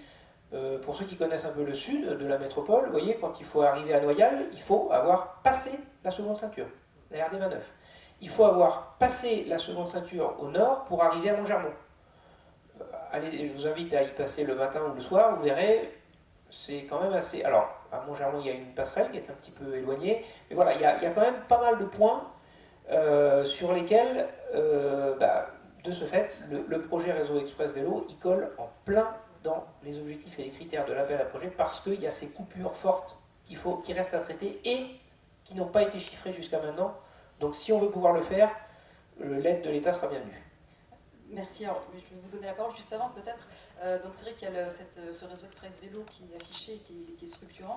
Après, c'est vrai que quand on peut regarder de plus près, peut-être sur une granulométrie plus fine, c'est vrai que Mordel n'en fait pas partie. Et le réseau express vélo passe par la rue de Rennes et va heureux. Or, il y a des aménagements cyclables bien réalisés, notamment par le conseil départemental avant pour aller d'Heureux à Mordel. Mais de Rennes à Mordel, il y a ce point noir, cette fameuse passerelle, qui n'est pas dans votre plan, mais qui néanmoins, voilà, dont M. Boulou a parlé tout à l'heure. Donc, quelque part, je dirais que rien n'empêcherait la commune d'Heureux de répondre à l'appel à projet pour ce point éventuellement. Le dossier est prêt, etc. Après, je comprends bien aussi qu'il faut qu'il y ait une coordination, que c'est compétitif et que les dossiers passeront s'ils sont bien montés, etc. Mais je pense qu'il faut qu'on réfléchisse aussi vraiment. Voilà, nous, on est une association sur l'heureux, on voit bien les questions, les problèmes qui se posent, on les a bien étudiés. Et donc, on aimerait aussi qu'il y ait des impacts visibles sur des points vraiment critiques sur notre commune. Voilà. Et sur les bassins de vie des gens. Monsieur Baudel. Oui, sur votre question, je pense que Sébastien a répondu en partie. Les études encore montrent que c'est sur la pression des citoyens que les choses progressent. Il y a un bouquin qu'on a lu tous les deux qui a été fait sur l'histoire des aménagements cyclables dans les principales villes européennes. Et tous les cas montrent que c'est uniquement sur la pression des citoyens. Même aux Pays-Bas, on dit toujours c'est plat, c'est la culture vélo. Même aux Pays-Bas, la part modale de la bicyclette a chuté dans les années 60 et jusqu'au début des années 70. C'est parce qu'il y a un mouvement qui a été créé parce qu'une fillette avait été écrasée et que l'automobiliste n'avait eu que 19 € d'amende, que le mouvement arrêt, stoppons la mort des enfants, les tueurs d'enfants même, a été créé. Et c'est 72, après il y a la crise du pétrole, ça a été rappelé 73, prise de conscience avec l'embargo pétrolier qu'ils sont dépendants de l'énergie. Et donc ils ont lancé un grand plan sur la pression populaire Et il se trouve que j'ai fait les Pays-Bas à vélo pour mes 18 ans en 79. Tout était déjà fait. Tout. Il y avait ces voies express interurbaines. Tout était fait en 6 ans. Il faut des moyens, mais tout a été fait en 6 ans. Et le réseau urbain, bien sûr, le pistes cyclables en ville, tout ça. Et actuellement, ils sont en train de faire des autoroutes vélo. Ils appellent Snellfieldsroute. Priorité. Hein, je viens de montrer la photo à mon collègue, on ne le fera pas tout de suite, mais avec priorité sur le trafic motorisé. J'ai la photo. C'est les voitures qui s'arrêtent pour laisser passer les vélos, et qui ont une voie hyper large, bien sûr. Voilà ce que c'est qu'une autoroute vélo. Ils sont en avance aussi. Par exemple, au feu rouge, ça ne coûte pas très cher en plus, ces aménagements. Au feu rouge, il y a d'abord un temps où tous les cyclistes passent. Hop, tout, quelle que soit la direction. Et après seulement, il y a un flux motorisé dans un sens et un flux motorisé dans l'autre. Symboliquement, c'est très important. Ce qu'on appelle aussi l'onde verte. L'onde verte, c'est le rythme de passage des feux au vert. Vous ne contredirez pas quand je dirais que pour l'instant, l'onde verte, elle est faite en fonction de la vitesse des voitures. Et c'est pour ça que vous vous retrouvez le premier, évidemment, bêtement, à avoir le feu rouge quand vous circulez en bicyclette, parce que tout le flot des voitures est passé, et après le feu passe au rouge. Ça coûte 0 € de passer une onde verte. Ça vient des États-Unis, c'est pas étonnant, l'onde verte. Importée au Royaume-Uni, importée en Europe continentale ensuite.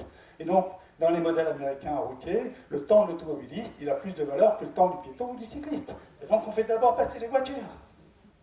Et seulement après, les piétons, et on ne pensait même pas au vélo. Donc ça coûte 0. Alors, on a deux choix, soit le faire savoir, soit pas le faire savoir.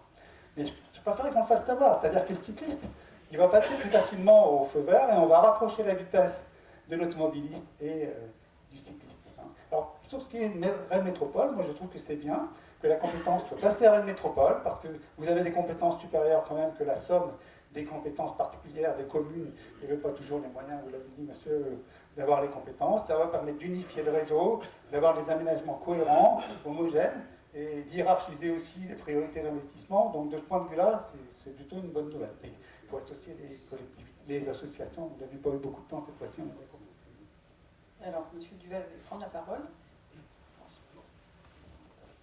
Oui, je voulais juste intervenir par rapport à des choses que vous avez dites et vous aussi. Effectivement, j'ai retenu sur vous parliez du plan vélo et d'un certain nombre d'aménagements, en particulier le tournant à droite, le double sens. Mais effectivement, ce qui manque, là je parlerai plus en tant que citoyen, c'est aussi l'apprentissage des automobilistes, parce que on voit bien, même je fais du vélo moi dans Rennes, puisque j'habite à Rennes, franchement, en termes de sécurité et de se sentir à l'aise, y compris avec les piétons, hein, en termes de civilité, je pense qu'il y a un sacré problème. Effectivement, les automobilistes ne savent pas tous ces changements, ne sont pas en tout cas au fait de tous ces changements. Et puis il y a un deuxième point, mais vous êtes beaucoup plus spécialiste que moi, mais il me semble quand même sur le financement que c'est un tout petit peu plus complexe que ce que vous avez dit.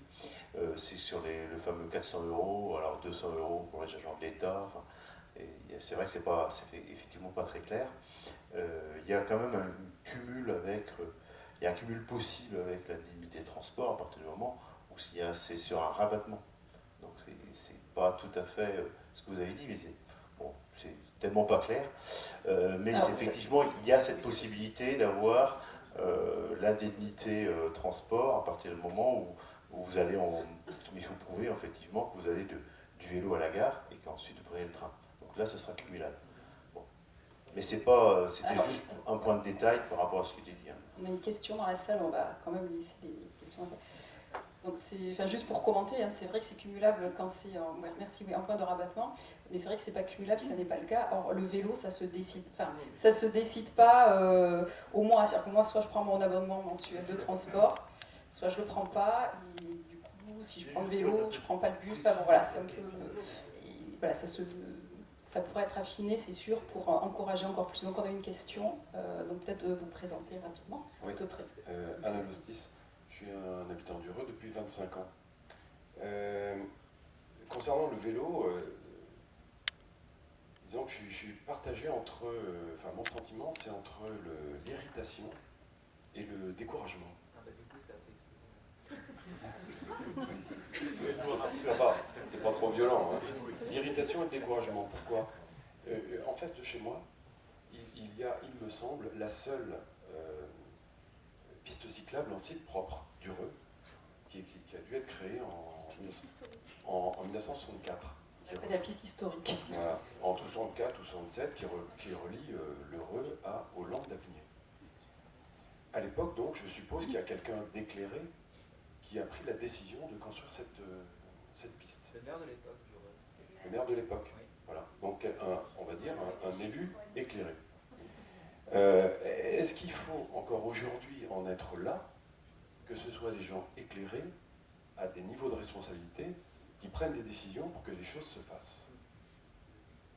Il y a 10 ans, j'avais fait avec d'autres personnes des propositions à l'équipe, aux 3 équipes en lice au municipal pour faire améliorer le vélo heureux. On a été bien écoutés, bien reçus. Bon, je trouve que peu de choses ont été faites. Il y a eu la création de l'association qui a beaucoup œuvré et qui fait avancer les choses, mais je dirais à une vitesse d'escargot. Tout se fait à une vitesse d'escargot. 10 ans sont déjà passés. 40 ans sont passés depuis cette piste cyclable. Alors ma question c'est, enfin j'ai plusieurs questions, mais ma question c'est, dans les nouveaux lotissements qui sont créés, il y a d'abord eu la Frelonnière, puis les Huberdières, les Aquais, maintenant la future Trémelière, il n'y a pas de piste cyclable en site propre pour rejoindre le centre du Reux. Est-ce qu'à la Trémelière, il y a maintenant une vraie piste cyclable en site propre qui garantira la sécurité des enfants? Car on peut tous remarquer, au mois d'août, quand tout le monde revient des vacances, vous avez plein d'enfants dans les rues qui font du vélo. Dès qu'il y a la rentrée scolaire, c'est terminé, on ne les voit plus. Les enfants aiment bien faire du vélo. Donc, je veux bien qu'on incite par des mesures fiscales, qu'on oblige aussi les entreprises à payer 400 €, des indemnités, etc., aux adultes, mais encore faudrait-il que les enfants tout jeunes, grandissant, aient eu le loisir de circuler en sécurité dans la ville, puis d'aller à l'école, au collège, etc., et un jour, comme vous avez dit, monsieur Béton, là, eh bien, avoir le plaisir d'aller au boulot ensemble. Et dernier point, certes, c'est bien de réduire la circulation à 30 km/h dans les centres-villes et quelque chose d'apaisé, ok, mais s'il faut arriver, pour y arriver, il faut là aussi contraindre, mettre des radars pour obliger les automobilistes à ne pas aller vite, on va se mettre les gens à dos. Et comme vous avez dit, monsieur aussi, géographe, il suffira qu'un enfant soit shooté par une voiture pour remettre à néant l'envie des enfants et des parents de laisser leurs enfants aller à l'école. Voilà. Alors, qu'est-ce qu'il faut faire en dehors de faire confiance à la Rennes Métropole pour répondre au plan vélo? Et qu'est-ce qu'il faut faire? Dites-nous, qu'est-ce qui peut être fait au niveau des citoyens pour faire pression, non méchamment, hein, non violemment, mais pour que ça avance, et pour que ça avance réellement, avec une grande vitesse. Alors, qui veut répondre? Plusieurs personnes. Tout le monde se...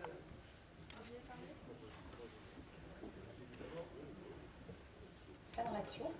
Donc, je vais pas répondre en lieu et place des collègues du Reux, parce que je ne connais pas, je dirais, voilà, l'environnement géographique, mais d'une manière générale, effectivement, les communes ont toujours une compétence entière et totale de l'aménagement du territoire.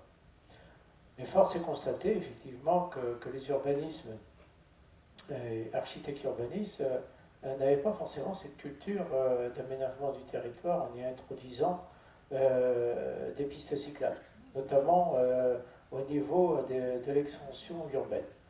On voit qu'il y a un tournant, il y a un virage qui est pris depuis quelque temps, mais c'est vrai qu'on a constaté des égarements à ce niveau-là. Maintenant, on voit bien que l'aménagement en extension urbaine prend en considération, ça devient un élément prioritaire pour que les modes doux de déplacement sont pris en considération, je dirais, comme l'élément premier pour que les gens et les citoyens se déplacent, je dirais, de façon en mobilité douce. Donc ça, c'est quand même une compétence pleine et entière des communes, quoi. Et c'est relayé, bien entendu, par la Rennes Métropole, dans le cadre du SCOT, du schéma de cohérence territoriale, où au niveau du commerce, mais tu l'as dit André tout à l'heure, où nous essayons fortement de développer le commerce de proximité pour que les déplacements puissent se faire à pied ou à vélo et non pas créer des commerces en périphérie d'entrée de bourg ou de ville et éviter ainsi bien que les citoyens utilisent leur véhicule pour acheter leurs produits alimentaires, voire même quelquefois leur baguette de pain. Voilà. Alors, j'aimerais bien quand même donner la parole pour peut-être une réponse directe. Oui, monsieur, vous nous faites rêver.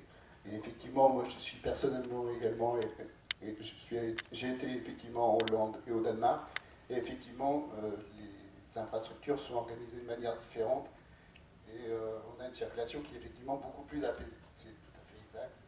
Et quelque part, ça nous fait rêver ce que vous nous avez dit, effectivement. Ceci étant, je voudrais replacer un petit peu le travail de la commune, enfin de la collectivité communale sur les dernières années. Alors, tout d'abord, en termes d'aménagement, il y a beaucoup de choses qui ont été dites par le maire tout à l'heure, mais en termes d'aménagement, dès lors qu'il y a un projet d'extension urbaine avec un aménagement de ZAC, on a systématiquement une réflexion sur des voies douces. Alors, elles ne sont pas forcément toujours dédiées totalement au vélo, elles peuvent être mixtes piétons-cycles, mais néanmoins utilisables par les cycles. C'est le cas sur les acquets, sur les ubérières également, on a des voies qui le permettent. Donc, dire que c'est totalement oublié, c'est faux, puisque c'est intégré dans les projets de ZAC systématiquement. En termes de liaison, on avait une priorité, qui était une priorité de liaison avec les Landes d'Apigné et Moigné. Je crois qu'on a travaillé sur ce sujet-là, hein, puisque sur la commune, il y a trois ensembles urbains qui sont Moigné, les Landes d'Apigné et le bourg de l'Heureux. Et donc la priorité, effectivement, a été donnée sur cette liaison-là, et on a essayé de travailler à améliorer la sécurité, y compris en partie, hein, pour une grande partie. Il reste peut-être quelques linéaires sur lesquels il nous faut travailler, mais en tout cas, pour une grande partie, on est en site propre sur des déplacements mixte piéton-cycle, entre ces trois sites. Ensuite, il faut aussi apporter aussi un petit peu une réflexion sur les liaisons intercommunales. Là, je pense que sur l'ouest de Rennes, on est à peu près, enfin, je parle sous votre contrôle, Rennes Métropole, mais je pense que c'est à peu près le seul endroit où on a une boucle d'une trentaine de kilomètres qui relie l'Heureux, Mordel, Saint-Pré, l'Ermitage, la Chapelle-Toireau, l'Ermitage. Sur les kilomètres, c'est pas 30, c'est une bonne vingtaine. C'est ça? En tout cas, tout ce cycle-là est réalisé en site propre, donc je pense qu'on ne peut pas dire qu'il n'y a rien eu de fait sur les dernières années. Néanmoins, effectivement, il y a des liaisons pour lesquelles il y a des manques. Besançon qui a été signalé tout à l'heure. Je pense qu'il faudrait avoir un raisonnement plus important également sur le fait qu'on a un collège et un lycée, et avec des raccordements qui pourraient être intéressants avec d'autres communes pour lesquelles il y a des enfants qui vont au collège et au lycée. Je pense en particulier à la commune de Saint-Tré, où il serait peut-être pas très compliqué sur la bord de voirie de faire quelque chose, y compris en site propre. Donc je pense que là, il y a un travail avec Rennes Métropole sur l'aménagement des bords de voies. On a parfois des voies qui sont étroites, on en a d'autres qui permettraient effectivement de travailler sur ces bordures de voies. Ensuite, en ce qui concerne les aménagements en plein cœur de bourg, là, effectivement, c'est plus compliqué. C'est facile de dire qu'il faut faire, mais c'est plus difficile quand on doit décider de qu'est-ce qu'on fait. Donc la priorité, en l'occurrence, a été donnée à des petits aménagements qui résolvent des petits problèmes. Là, on a travaillé en concertation avec le Rélo pour résoudre un certain nombre de points où effectivement il y avait des emmarchements ou des bords de voirie qui fallait traiter, donc c'est surtout ça sur laquelle on a travaillé, et y compris des aménagements en termes de parking vélo, c'est-à-dire d'aménagements permettant de positionner son vélo. Les priorités ont été mises là, c'est-à-dire que si vous regardez l'ensemble des équipements publics de la commune, je ne pense pas qu'on puisse en trouver un sur lesquels il n'y a pas un seul aménagement de parking vélo, en tout cas positionnement pour pouvoir attacher son vélo de manière sécurisée. C'est les priorités qui ont été données. Maintenant, on sait qu'il y en a de nouvelles qui nous attendent, notamment des lignes intra-bourg sur lesquelles il faut qu'on travaille. On en a identifié un certain nombre prioritaires. On pense notamment aux abords des écoles, du collège. Ça, c'est notre priorité puisqu'il y a 2500-2800 élèves sur la commune. Et donc la priorité, effectivement, ça rejoint un peu l'éducation. En matière d'éducation, les priorités que vous devez mettre également. Je pense que pour attirer les enfants à aller à l'école, il faut aussi des aménagements en bordure d'école. C'est nos priorités, l'école et les aménagements sportifs également. Parce qu'il y a effectivement l'école, mais il y a aussi les aménagements sportifs. Donc, si on a une priorité à donner en termes d'aménagement à l'intérieur de la commune, ce serait plutôt sur ces axes. Ceci étant, on est en face d'une situation où sur certains linéaires, on va être en compétences communales et dans d'autres linéaires, on est en compétences métropolitaines. Ce qui veut dire que notre réflexion a été de réorienter, ou en tout cas de travailler sur la PPI voirie, puisque on parle ici de budget spécifiquement dédié vélo, mais je vais y venir. Mais il y a des budgets qui sont consacrés et qui sont répartis par secteur, pour le secteur ouest pour ce qui nous concerne, donc qui sont dédiés à des aménagements de voirie, donc qui pourraient être utilisés pour des aménagements de voirie automobiles, mais qui peuvent aussi être dédiés pour des aménagements cycles ou piétons-cycles.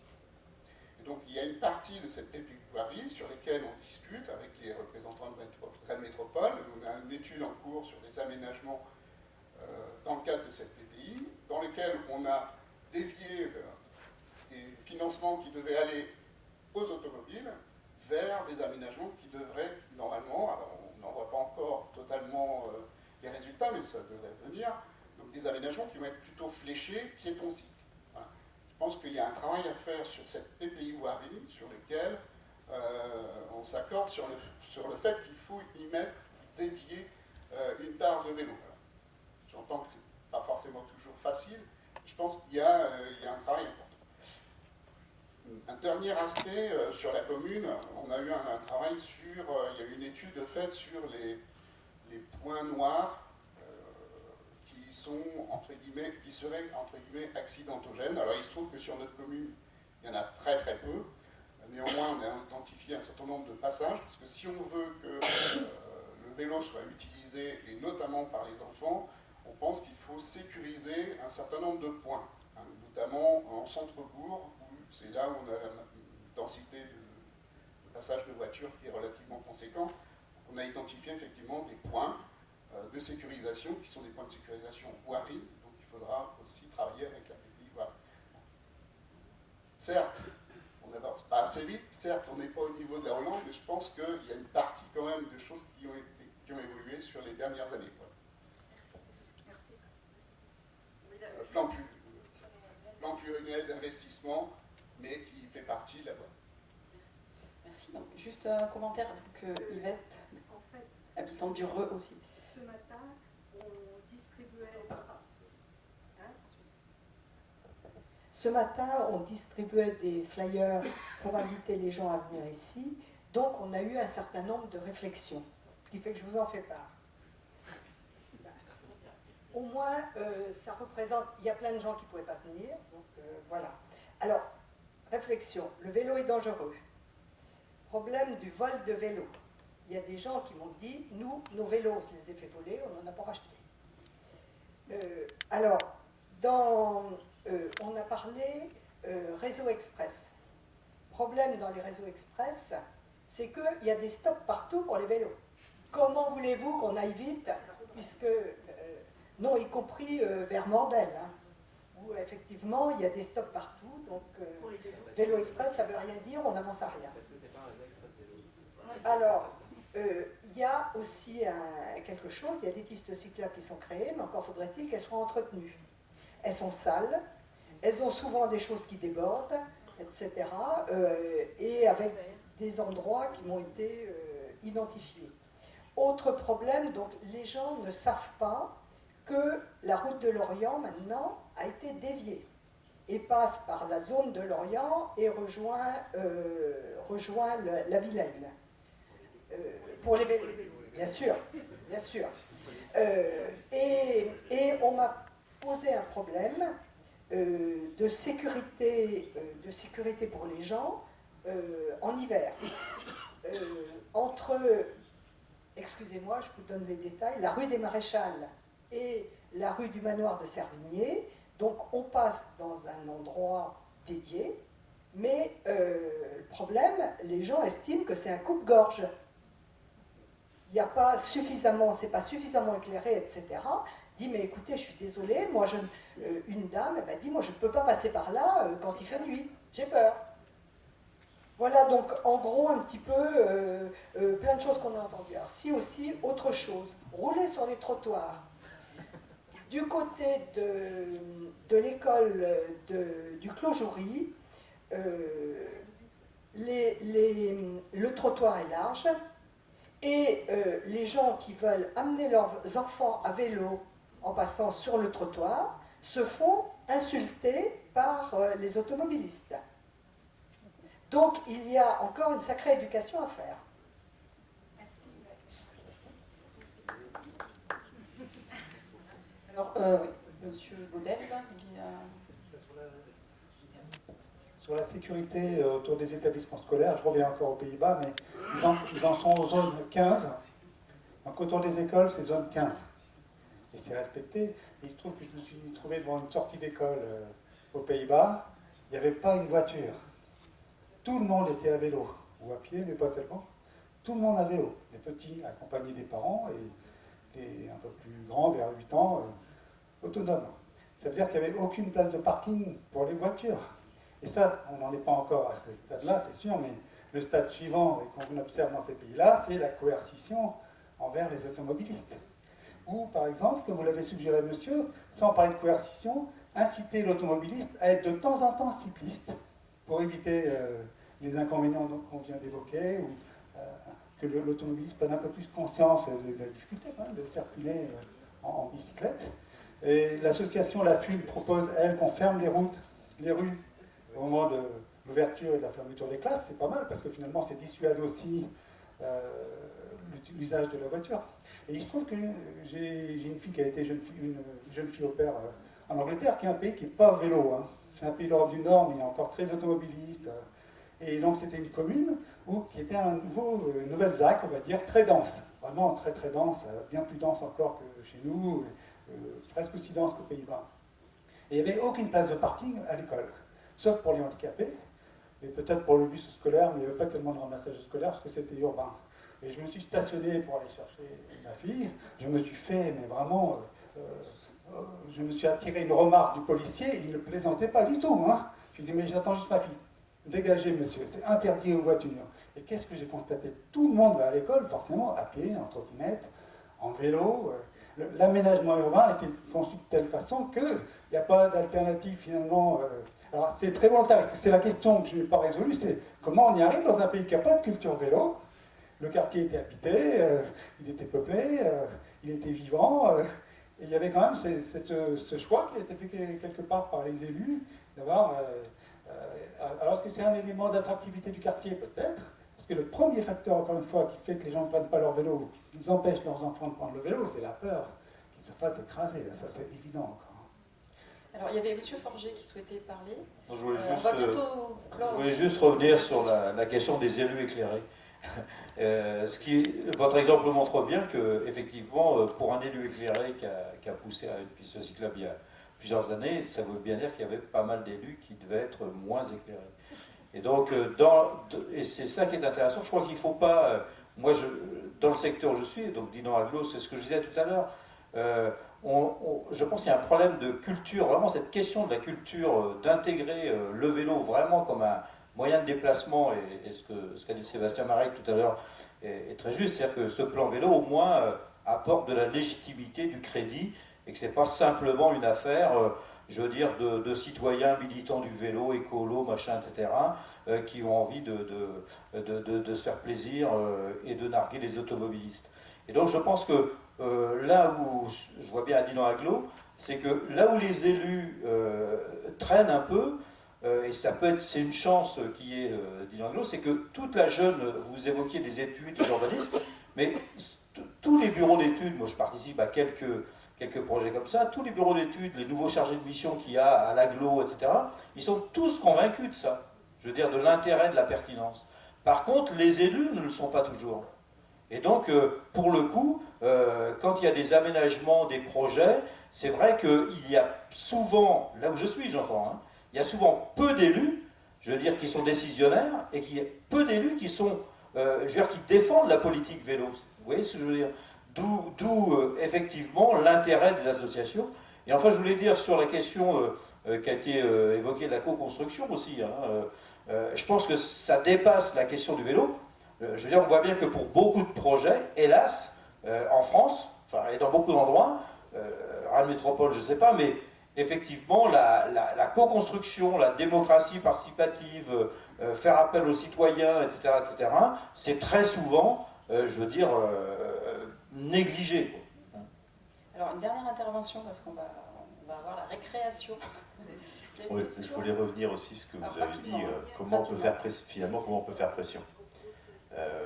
Bon, je ne sais pas si je vais pouvoir vous répondre, mais enfin, déjà, il faut voir que beaucoup de gens, les intervenants ont loué quand même que le plan vélo était quelque chose de nouveau et d'intéressant et s'appuyait aussi sur ce qu'a demandé la FUB. Il faut voir les gens qui sont autour de la table. Alors, finalement, on est venu quand même à l'invitation, on a accepté. Et vous avez quand même des gens de Rennes Métropole, vous avez des gens du député, vous avez des associations. Donc je pense que c'est par ce biais-là, et en s'appuyant effectivement sur des aménagements, je pense, de la loi, et la pression que vous pouvez faire, c'est de les faire passer par vos propres besoins, et par les citoyens, et via les associations. Je pense que c'est intéressant de s'appuyer là-dessus. Puis le rôle de Rennes Métropole, quand même, c'est sûr que l'intérêt d'avoir cette... Alors effectivement, c'est pas forcément l'heureux qui en bénéficie directement, mais c'est l'ensemble des communes. Et vous voyez bien que ce qui a été noté, c'est qu'il y a une chance à saisir, effectivement, même s'il n'y a pas assez de... Il n'y a jamais assez de moyens consacrés, mais à répondre à l'appel à projet. Je crois qu'il faut vraiment saisir et c'est de cette manière-là que vous pouvez effectivement faire pression. Et puis, puisqu'on est là, pouvoir continuer à nous solliciter. Et je crois qu'ils ont mon numéro de téléphone, mais on m'aide maintenant, donc peut-être que je change de téléphone. Mais, en tout cas, c'est des possibilités qu'il faut utiliser, effectivement. Alors, on va prendre une dernière question de Frédéric. Voilà. Allez. Ah, Michel. Il va falloir. Bonjour.